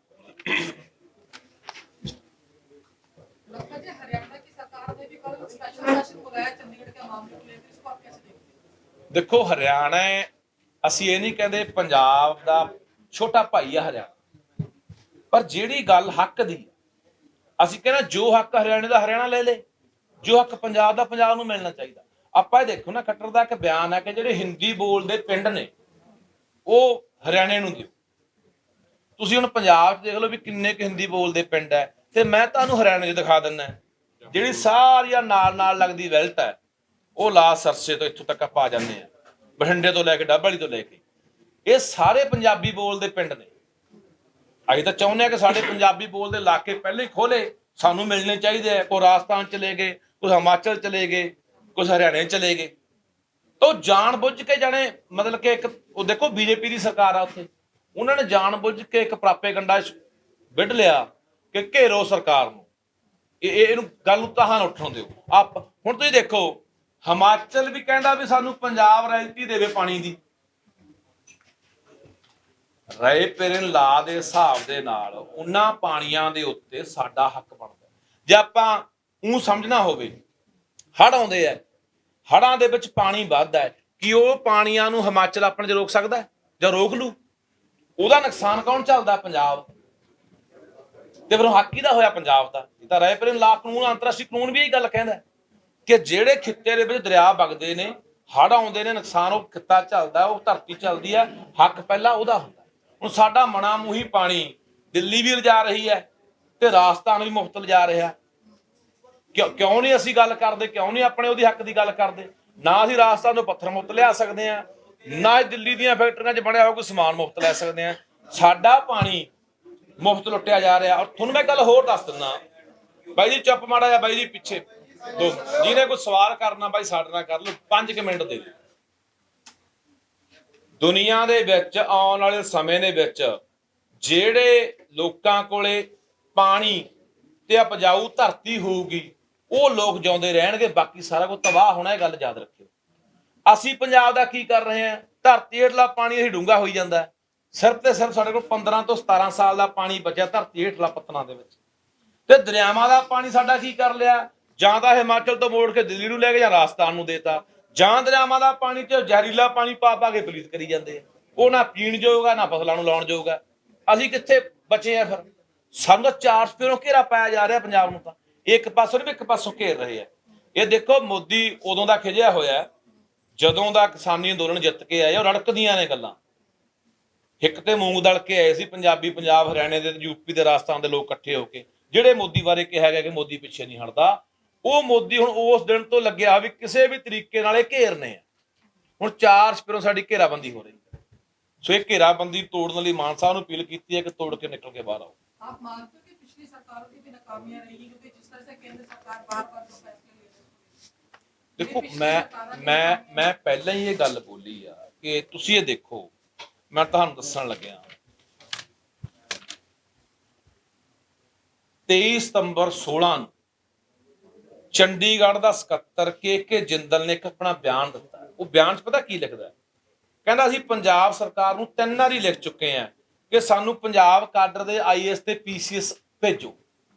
ਇਹਨਾਂ ਨੇ 3 ਸਾਲ ਕਹਿੰਦਾ ਸਾਡੀ ਗੱਲ ਹੀ ਨਹੀਂ ਸੁਣੀ। ਫਿਰ ਉਹਨਾਂ ਨੇ 2016-17 ਦੇ ਵਿੱਚ ਲੋਕ ਸੰਪਰਕ ਮਹਿਕਮੇ ਦੀਆਂ ਸੀਟਾਂ 'ਚ ਪੰਜਾਬ ਸਰਕਾਰ ਤੋਂ ਅਫਸਰਾਂ ਦੀ ਮੰਗ ਕੀਤੀ, ਪਰ ਪੰਜਾਬ ਸਰਕਾਰ ਨੇ ਅਫਸਰਾਂ ਦੀ ਥੁੜ ਦਾ ਹਵਾਲਾ ਦੇ ਕੇ ਜਵਾਬ ਹੀ ਦੇਤਾ। ਜਾਣੇ ਅਸੀਂ ਤਾਂ ਬੀਬੀਐਮ 'ਚ ਨਹੀਂ ਬੰਦੇ ਭੇਜੇ, ਹਰਿਆਣਾ ਸਾਰੀਆਂ ਆਪਣੀਆਂ ਸੀਟਾਂ ਭਰਦਾ ਰਿਹਾ, ਪੰਜਾਬ ਖਾਲੀ ਛੱਡਦਾ ਰਿਹਾ। ਮੈਂ ਕਹਿੰਦਾ ਜਾਣ ਬੁੱਝ ਕੇ ਇਹਨਾਂ ਲੋਕਾਂ ਨੇ, ਅਸੀਂ ਇਹ ਦੇਖੋ ਆਪਾਂ ਹਰ ਵਾਰੀ ਵਿਰੋਧੀ ਨੂੰ ਦੋਸ਼ ਦਿੰਦੇ ਆ, ਦੁਸ਼ਮਣ ਦਾ ਕੰਮ ਆ ਉਹਨੇ ਸਾਨੂੰ ਮਾਰਨਾ, ਉਹਦੀ ਫਿਤਰਤ ਹੈ, ਉਹ ਦੁਸ਼ਮਣੀ ਕਰ ਰਿਹਾ ਸਾਨੂੰ ਮਾਰਿਆ ਨਾ। ਪਰ ਸਾਡੇ ਆਪਣੇ ਗਦਾਰਾਂ ਨੇ ਕੀ ਕੀਤਾ? ਬਾਦਲਾਂ ਨੇ ਕੀ ਕੀਤਾ? ਕਾਂਗਰਸੀਆਂ ਨੇ ਕੀ ਕੀਤਾ? ਲਗਾਤਾਰ ਦਾ 20-25 ਸਾਲ ਦਾ ਰਾਜ ਬਾਦਲ ਕਰ ਗਿਆ ਜਾਂ ਕਾਂਗਰਸ ਕਰ ਗਈ। ਉਹਨਾਂ ਨੇ ਲਗਾਤਾਰ ਪੰਜਾਬ ਦੇ ਹੱਕ, ਚੰਡੀਗੜ੍ਹ ਦੇ ਹੱਕ, ਨੌਕਰੀਆਂ ਦੇ ਹੱਕ, ਬੀਬੀਐਮ ਦੀ ਗੱਲ ਕਰ ਲਓ, ਸਾਰੇ ਪੰਜਾਬੀ ਬੋਲਦੇ ਇਲਾਕਿਆਂ ਦੀ ਗੱਲ ਕਰ ਲਓ, ਚੰਡੀਗੜ੍ਹ ਦੀ ਗੱਲ ਕਰ ਲਓ, ਸਾਰੇ ਹੱਕ ਇੱਕ ਇੱਕ ਕਰਕੇ। ਹੁਣ ਤੁਸੀਂ ਦੇਖੋ 11 ਡੀਐਸਪੀ ਪੰਜਾਬ ਕੋਟੇ 'ਚ ਜਾਂਦੇ ਆ ਚੰਡੀਗੜ੍ਹ, ਪਰ 2013 ਤੋਂ ਬਾਅਦ ਇੱਕ ਵੀ ਡੀਐਸਪੀ ਪੰਜਾਬ ਨੇ ਭੇਜੇ ਨਹੀਂ। ਫਿਰ ਇਹਦਾ ਜ਼ਿੰਮੇਵਾਰ ਕੌਣ ਆ? ਹੁਣ ਜਿਹੜੇ ਬੰਦੇ ਅੱਜ ਬਹੁਤ ਵੱਡੇ ਵੱਡੇ ਬਿਆਨ ਦੇ ਰਹੇ ਆ, ਬਾਦਲ ਦਲ ਦੇ ਬੰਦੇ, ਸ਼੍ਰੋਮਣੀ ਅਕਾਲੀ ਦਲ ਦੇ ਬੰਦੇ, ਕਾਂਗਰਸ ਦੇ ਬੰਦੇ, ਕਿ ਅਸੀਂ ਪੰਜਾਬ ਦੇ ਆਪਣੇ ਹਿੱਤਾਂ ਲਈ, ਹੱਕਾਂ ਲਈ ਹਿੱਕੜਾ ਕੇ ਲੜਾਂਗੇ, ਅਸੀਂ ਜਾਨਾਂ ਕੁਰਬਾਨ ਕਰ ਦਿਆਂਗੇ। ਉਹ ਤੁਹਾਡੀ ਸਰਕਾਰਾਂ ਵੇਲੇ ਆ ਕਰਤੂਤਾਂ ਤੁਸੀਂ ਕਰਦੇ ਰਹੇ ਆ, ਇਹਦਾ ਜਵਾਬ ਕੌਣ ਦੇਊਗਾ? ਤਾਂ ਇਹਦੇ ਜ਼ਿੰਮੇਵਾਰ ਤਾਂ ਕਿਤੇ ਮੈਂ ਕਹਿੰਦਾ ਬਾਦਲ ਸਰਕਾਰ ਰਹੀ ਹੈ ਜਾਂ ਕਾਂਗਰਸ ਸਰਕਾਰ ਰਹੀ ਹੈ। ਇਹ ਇਹਨਾਂ ਲੋਕਾਂ ਕਰਕੇ ਅੱਜ ਪੰਜਾਬ ਨੂੰ ਆਹ ਦਿਨ ਦੇਖਣੇ ਪਏ। ਜਿਹੜੇ ਅਫਸਰ ਪਾਂਡੇ ਦੀ ਤੁਸੀਂ ਗੱਲ ਕੀਤੀ ਹੈ, ਕੀ ਲੱਗਦਾ ਕਿ ਮੁੱਖ ਮੰਤਰੀ ਦੀ ਸੁਰੱਖਿਆ ਦੇ ਵਿੱਚ ਇੰਨੀ ਦਖਲਅੰਦਾਜ਼ੀ ਕਿਉਂ ਆ ਸਕਦੀ? ਉਹ ਹੁਣ ਸੈਂਟਰ ਦਾ ਬੰਦਾ ਹੈ, ਕਿਸੇ ਏਜੰਸੀ ਦਾ ਬੰਦਾ ਹੈ, ਉਹ ਕਿਵੇਂ ਆਇਆ, ਕਿਵੇਂ ਲੱਗਿਆ? ਖੂਬੀ ਰਾਮ ਕੌਣ ਆ? ਖੂਬੀ ਰਾਮ ਕੌਣ ਹੈ? ਖੂਬੀ ਰਾਮ ਤੇ ਆਈ ਜੀ ਪਾਂਡੇ ਕੇਪੀਐਸ ਗਿੱਲ ਦੇ ਰਾਈਟ ਲੈਫਟ ਰਹੇ ਆ। ਜਿੰਨੇ ਪੰਜਾਬ ਦੇ ਵਿੱਚ ਝੂਠੇ ਐਨਕਾਊਂਟਰ ਹੋਏ, ਫੇਕ ਮੁਕਾਬਲੇ ਬਣਾ ਸਾਡੇ ਨੌਜਵਾਨਾਂ ਨੂੰ ਮਾਰਿਆ, ਇਹ ਬੰਦੇ ਨਾਲ ਰਹੇ ਨੇ ਉਹ ਤਾਂ ਕੇਪੀਐਸ ਗਿੱਲ ਦੇ। ਉਦੋਂ ਬਾਅਦ ਲਗਾਤਾਰ ਇਹ ਸੀਐਮ ਸਿਕਿਉਰਿਟੀ 'ਚ ਫਿੱਟ ਹੁੰਦੇ ਨੇ ਆ ਕੇ। ਖੂਬੀ ਰਾਮ ਕਿੰਨਾ ਚਿਰ ਸੀਐਮ ਸਿਕਿਉਰਿਟੀ 'ਚ ਰਿਹਾ? ਕੋਈ ਪੁੱਛ ਪੜਤਾਲ ਹੋਈ? ਉਸੇ ਬਾਦਲ ਦੇ ਨਾਲ ਖੂਬੀ ਰਾਮ ਕੈ ਸਾਲ ਚੱਲਿਆ? ਤੇ ਜਿਹੜਾ ਬਾਦਲ 97 'ਚ ਇਹ ਕਹਿੰਦਾ ਸੀ ਕਿ ਜਿੰਨੇ ਝੂਠੇ ਮੁਕਾਬਲੇ ਹੋਏ ਆ ਉਹਨਾਂ ਦੀ ਪੜਤਾਲ ਕਰਾਵਾਂਗੇ ਤੇ ਬੰਦੇ ਕਟਹਿਰੇ 'ਚ ਖੜੇ ਕਰਾਂਗੇ, ਤੇ ਉਹੀ ਬੰਦੇ ਸਾਨੂੰ ਮਾਰਨ ਵਾਲੇ ਸਾਡੀ ਜਵਾਨੀ ਨੂੰ ਆਪਦੇ ਨਾਲ ਲਿਆ ਕੇ ਰੱਖ ਲਏ। ਤਾਂ ਅੱਜ ਵੀ ਅਸੀਂ ਮਾਨ ਸਾਹਿਬ ਨੂੰ ਕਹਿੰਦੇ ਆ, ਇਹ ਐਡਾ ਪਾਵਰਫੁਲ ਬੰਦਾ ਕਿਵੇਂ ਹੈ ਜੀ? ਏ ਪਾਂਡੇ, ਆ ਡੀਐਸਪੀ ਕਮਾਵਤ ਵਰਗੇ, ਸੁਰਿੰਦਰੇ ਵਰਗੇ, ਜਾਦਵ ਵਰਗੇ ਕੌਣ ਬੰਦੇ ਨੇ ਜੀ ਜਿਹੜੇ ਅੱਜ ਵੀ ਪੂਰਾ ਗੱਲਬਾਤ ਪੂਰੀ ਸੀਐਮ ਸਿਕਿਉਰਿਟੀ ਜਿਹਦੇ ਨਾਲ ਚੱਲ ਰਿਹਾ? ਨਹੀਂ ਭਗਵੰਤ ਮਾਨ ਅਣਜਾਣ ਆ ਜਾਂ ਭਗਵੰਤ ਮਾਨ ਨੂੰ ਪਤਾ ਨਹੀਂ, ਨਵੇਂ ਆਇਆ, ਇਹੀ ਤਾਂ ਗੱਲ ਹੈ ਨਹੀਂ ਕਿ ਭਗਵੰਤ ਮਾਨ ਅਣਜਾਣ ਹੈ। ਇਹ ਤਾਂ ਮੁੱਦਾ ਜਦੋਂ ਅਸੀਂ ਪਹਿਲਾਂ ਵੀ ਚੱਕਿਆ ਸੀ, ਉਦੋਂ ਵੀ ਇਹ ਗੱਲ ਭਗਵੰਤ ਮਾਨ ਦੇ ਬਿਆਨ 'ਚ ਆਈ ਸੀ ਕਿ ਇਹ ਪੰਜਾਬ ਦੇ ਨਾਲ ਧੱਕਾ ਹੈ, ਪੰਜਾਬੀਆਂ ਦੇ ਹੱਕਾਂ ਤੇ ਡਾਕਾ ਹੈ, ਜਿਹੜੇ ਬਾਹਰੋਂ ਬੰਦੇ ਲਿਆ ਕੇ ਰੱਖੇ ਗਏ। ਪਰ ਮੈਂ ਕਹਿੰਦਾ ਵੀ ਠੀਕ ਆ, ਤੇਰੇ ਕੋਲ 20 ਦਿਨ ਹੋਏ ਆ ਹਲੇ ਸਰਕਾਰ ਮੁੱਖ ਮੰਤਰੀ ਤੋਂ ਬਣਿਆ, ਤੈਨੂੰ ਸਮਾਂ ਤੇਰੇ ਕੋਲ ਹੈਗਾ, ਪਰ ਇਹਨਾਂ ਗੱਲਾਂ ਤੇ ਗੌਰ ਕਰ। ਪੰਜਾਬੀ ਮਾਨਸੂਨ ਦਾ ਜੇਕਰ ਕਿਹਾ ਜਾਂਦਾ ਸੀ ਤਾਂ ਪਿਛਲੇ ਸਮੇਂ ਦੇ ਦਰਮਿਆਨ ਦੇਖੀਏ ਤਾਂ ਜਿੰਨੀ ਸੁਹਿਰਦਗੀ ਦੇ ਨਾਲ ਪੰਜਾਬ ਦੇ ਲੋਕਾਂ ਨੇ ਇਹਨਾਂ ਨੂੰ ਪਤਲਾ ਹੋਇਆ, ਤਾਂ ਕਿਤੇ ਨਾ ਕਿਤੇ ਜਦੋਂ ਅਸੀਂ ਹਿਮਾਚਲ ਪ੍ਰਦੇਸ਼ ਦੇ ਸਿੱਖਿਆ ਮੰਤਰੀ ਠਾਕੁਰ ਦੇ ਵੱਲ ਦੇਖਦੇ ਹਾਂ ਤਾਂ ਉਹਨਾਂ ਨੇ ਐਲਾਨ ਕੀਤਾ ਕਿ ਤੀਜੀ ਜਮਾਤ ਤੋਂ ਲੈ ਕੇ ਜਿਹੜੇ ਵਿਦਿਆਰਥੀ ਉਹਨਾਂ ਨੂੰ ਇਹ ਸੰਸਕ੍ਰਿਤ ਭਾਸ਼ਾ ਲਗਾਈ ਜਾਵੇਗੀ, ਲਾਜ਼ਮੀ ਹੋਵੇਗੀ। ਤੇ ਦੂਜੇ ਪਾਸੇ ਜੇ ਆਪਾਂ ਦੇਖੀਏ ਬਲਦੇਵ ਸਿੰਘ ਸਿਰਸਾ ਦਾ ਧਰਨਾ ਲੱਗਿਆ ਹੋਇਆ, ਤਾਂ ਆਮ ਆਦਮੀ ਪਾਰਟੀ ਦਾ ਅਜੇ ਤੱਕ ਜਿਹੜਾ ਕੋਈ ਅਹਿਮ ਨੁਮਾਇੰਦਾ ਅਜੇ ਤੱਕ ਮਿਲਾਪ ਨਹੀਂ ਕੀਤਾ ਉਹਨਾਂ ਦੇ ਨਾਲ ਜਾ ਕੇ। ਬਿਲਕੁਲ, ਤੁਸੀਂ ਇੱਕ ਗੱਲ ਦੇਖੋ, ਪੰਜਾਬ ਸਕੂਲ ਸਿੱਖਿਆ ਬੋਰਡ ਦੇ ਦੀਆਂ ਕਿਤਾਬਾਂ ਦੇ ਇਤਿਹਾਸ ਦੇ ਵਿੱਚ ਸਿੱਖ ਗੁਰੂਆਂ ਬਾਰੇ ਬੜੀ ਮਾੜੀ ਸ਼ਬਦਾਵਲੀ ਵਰਤੀ ਗਈ, ਇਤਿਹਾਸ ਨੂੰ ਤੋੜਿਆ ਮਰੋੜਿਆ ਗਿਆ। ਪ੍ਰਗਟ ਸਿੰਘ ਉੱਥੇ ਆ ਕੇ ਗਿਆ, ਕਿ ਅਸੀਂ ਕਾਰਵਾਈ ਕਰਾਂਗੇ। ਉਹਨਾਂ ਦਿਨਾਂ ਦੇ ਵਿੱਚ ਕੁਲਤਾਰ ਸਿੰਘ ਸੰਧਵਾ ਆ ਕੇ ਗਿਆ ਕਿ ਕਾਰਵਾਈ ਹੋਣੀ ਚਾਹੀਦੀ ਆ। ਅੱਜ 20 ਦਿਨ ਉਸ ਸਰਕਾਰ ਨੂੰ ਵੀ ਬਣੀ ਨੂੰ ਹੋ ਗਏ, ਇੱਕ ਵੀ ਨੁਮਾਇੰਦਾ ਉੱਥੇ ਜਾ ਕੇ ਬਲਦੇਵ ਸਿੰਘ ਸਿਰਸੇ ਕੋਲੇ ਪੰਜਾਬ ਸਕੂਲ ਸਿੱਖਿਆ ਬੋਰਡ ਦੇ ਦਫ਼ਤਰ ਦੇ ਮੂਹਰੇ ਨਹੀਂ ਗਿਆ ਕਿ ਭਾਈ ਇਹ ਧੱਕਾ ਅਸੀਂ ਹੱਲ ਕਰਦੇ ਹਾਂ, ਇਹ ਬੰਦਿਆਂ ਦੇ ਪਰਚਾ ਦਰਜ ਕਰਾਂ ਜਿਨ੍ਹਾਂ ਨੇ ਇਹ ਖਿਲਵਾੜ ਕੀਤਾ। ਦੂਜੇ ਪਾਸੇ ਜਦੋਂ ਬਰਗਾੜੀ ਮੋਰਚਾ ਲੱਗਿਆ, ਗੁਰੂ ਗ੍ਰੰਥ ਸਾਹਿਬ ਦੀ ਬੇਅਦਬੀ ਹੋਈ, ਤਾਂ ਬੇਅਦਬੀ ਦੇ ਵਿੱਚ ਭਗਵੰਤ ਮਾਨ ਵਰਗੇ ਵੀ ਜਾਂਦੇ ਰਹੇ, ਕੁਲਤਾਰ ਸੰਧਵਾ ਵਰਗੇ ਵੀ ਜਾਂਦੇ ਰਹੇ, ਜਿੰਨੇ ਅੱਜ ਸਰਕਾਰ 'ਚ ਮੰਤਰੀ ਨੇ, MLA ਨੇ, ਮੁੱਖ ਮੰਤਰੀ ਨੇ, ਸਾਰੇ ਜਾ ਕੇ ਬੈਠ ਕੇ ਆਉਂਦੇ ਰਹੇ ਕਿ ਇਹ ਬਾਦਲ ਸਰਕਾਰ ਦਾ ਧੱਕਾ ਹੈ, ਇਹ ਬਾਦਲ ਸਰਕਾਰ ਨੇ ਬੇਅਦਬੀਆਂ ਕਰਾਈਆਂ ਨੇ, ਬਹਿਬਲ ਕਲਾਂ ਜਿਹੜਾ ਗੋਲੀकांड ਵਾਪਰਿਆ ਉਹਦੀ ਜ਼ਿੰਮੇਵਾਰ ਬਾਦਲ ਸਰਕਾਰ ਹੈ। ਉਦੋਂ ਭਗਵੰਤ ਸਿੰਘ ਮਾਨ ਕਹਿੰਦੇ ਹੁੰਦੇ ਸੀਗੇ ਕਿ ਅਣਪਛਾਤੀ ਪੁਲਿਸ ਕਿਹੜੀ ਹੈ ਜੀ, ਅਣਪਛਾਤੀ ਪੁਲਿਸ ਕਿਹੜੀ ਹੁੰਦੀ ਹੈ ਜੀ। ਅੱਜ 20 ਦਿਨ ਹੋ ਗਏ, ਉਹਨਾਂ ਨੇ ਜਿਹੜੇ ਉੱਥੇ ਬੈਠੇ ਆ ਧਰਨਾਕਾਰੀ, ਉਹਨਾਂ ਨੇ ਇੱਕ ਐਲਾਨ ਕੀਤਾ ਸੀਗਾ ਵੀ 6 ਤਰੀਕ ਤੱਕ ਦਾ ਸਮਾਂ ਹੈ, ਜੇ 6 ਤਰੀਕ ਤੱਕ ਇਹ ਸਰਕਾਰ ਨਹੀਂ ਕੋਈ ਹੱਲ ਕਰਦੀ ਤਾਂ ਅਸੀਂ ਜਿਹੜਾ ਹਾਈਵੇ ਜਾਮ ਕਰਾਂਗੇ। ਕੋਈ ਕਾਰਵਾਈ ਨਹੀਂ। ਤੁਸੀਂ ਦੇਖੋ ਆਪਣਾ ਜਿਹੜਾ ਚੁਣਿਆ ਗਿਆ ਉੱਥੋਂ MLA ਬਣਿਆ, ਜਿਹੜਾ ਉਦੋਂ ਸਿੱਟ ਦਾ ਮੁਖੀ ਸੀਗਾ ਕੰਵਰ ਵਿਜੇ ਪ੍ਰਤਾਪ, ਉਹ ਹੁਣ MLA ਬਣ ਗਿਆ। ਦਿਓ ਫਿਰ ਜਾਂਚ ਉਹਨੂੰ ਦੇ ਦਿਓ, ਇੱਕ MLA ਦੀ ਟੀਮ ਬਣਾ ਦਿਓ, ਨਾਲ ਕੁਝ ਅਫਸਰ ਪਾ ਦਿਓ, ਕਰੋ ਕਾਰਵਾਈ ਜਿਹੜੀ ਕਰਨੀ ਹੈ। ਕੱਲੀਆਂ ਆਪਾਂ ਵੋਟਾਂ ਲੈਣ ਖਾਤਰ ਹੀ ਮਤਲਬ ਕਿ ਲੋਕਾਂ ਨੂੰ ਪਹਿਲਾਂ ਜਜ਼ਬਾਤੀ ਕਰੀ ਜਾਂਦੇ ਆ, ਗਮਰਾਹ ਕਰੀ ਜਾਂਦੇ, ਜਦੋਂ ਆਪਣੇ ਤੇ ਗੱਲ ਆਉਂਦੀ ਹੈ ਫਿਰ ਇਹ ਪਿਛਾਂਹ ਹਟ ਜਾਂਦੇ। ਸੋ ਇਹ तमाम ਮਸਲੇ ਹੈਗੇ ਆ, ਪਰ ਮੈਂ ਇਹਨਾਂ तमाम ਮਸਲਿਆਂ ਦੇ ਮੈਂ ਚਾਹੁੰਦਾ ਸਰਕਾਰ ਨੂੰ ਸਮਾਂ ਦਿੱਤਾ ਜਾਵੇ, ਆਪਾਂ ਜਲਦੀ ਨਾ ਕਰੀਏ, ਸਮਾਂ ਦਿਓ। ਹਲੇ 20 ਦਿਨ ਹੋਏ ਆ, ਕੋਈ ਗੱਲ ਨਹੀਂ, 2 ਮਹੀਨੇ 4 ਮਹੀਨੇ ਸਮਾਂ ਦਿਓ। ਉਸ ਸਮੇਂ ਦੇ ਵਿੱਚ, ਕਿਉਂਕਿ ਆਪਾਂ ਹਰ ਗੱਲ ਤੇ ਵਿਰੋਧ ਵੀ ਨਹੀਂ ਕਰਨਾ ਚਾਹੀਦਾ। ਮੈਂ ਕਹਿੰਦਾ ਜੇ ਸਰਕਾਰ ਚੰਗਾ ਕਰਦੀ ਆ ਤੇ ਸਾਨੂੰ ਉਹਦੀ ਹੌਸਲਾ ਅਫਜ਼ਾਈ ਵੀ ਕਰਨੀ ਚਾਹੀਦੀ ਹੈ, ਉਹਦੇ ਨਾਲ ਵੀ ਖੜਨਾ ਚਾਹੀਦਾ, ਹੱਕ 'ਚ ਹੀ ਬੋਲਣਾ ਚਾਹੀਦਾ। ਪਰ ਜੇ ਸਮਾਂ ਲੈ ਕੇ ਵੀ ਸਰਕਾਰ ਨਹੀਂ ਕਰਦੀ ਕੁਛ, ਫਿਰ ਘੇਰਨੇ ਚਾਹੀਦੇ।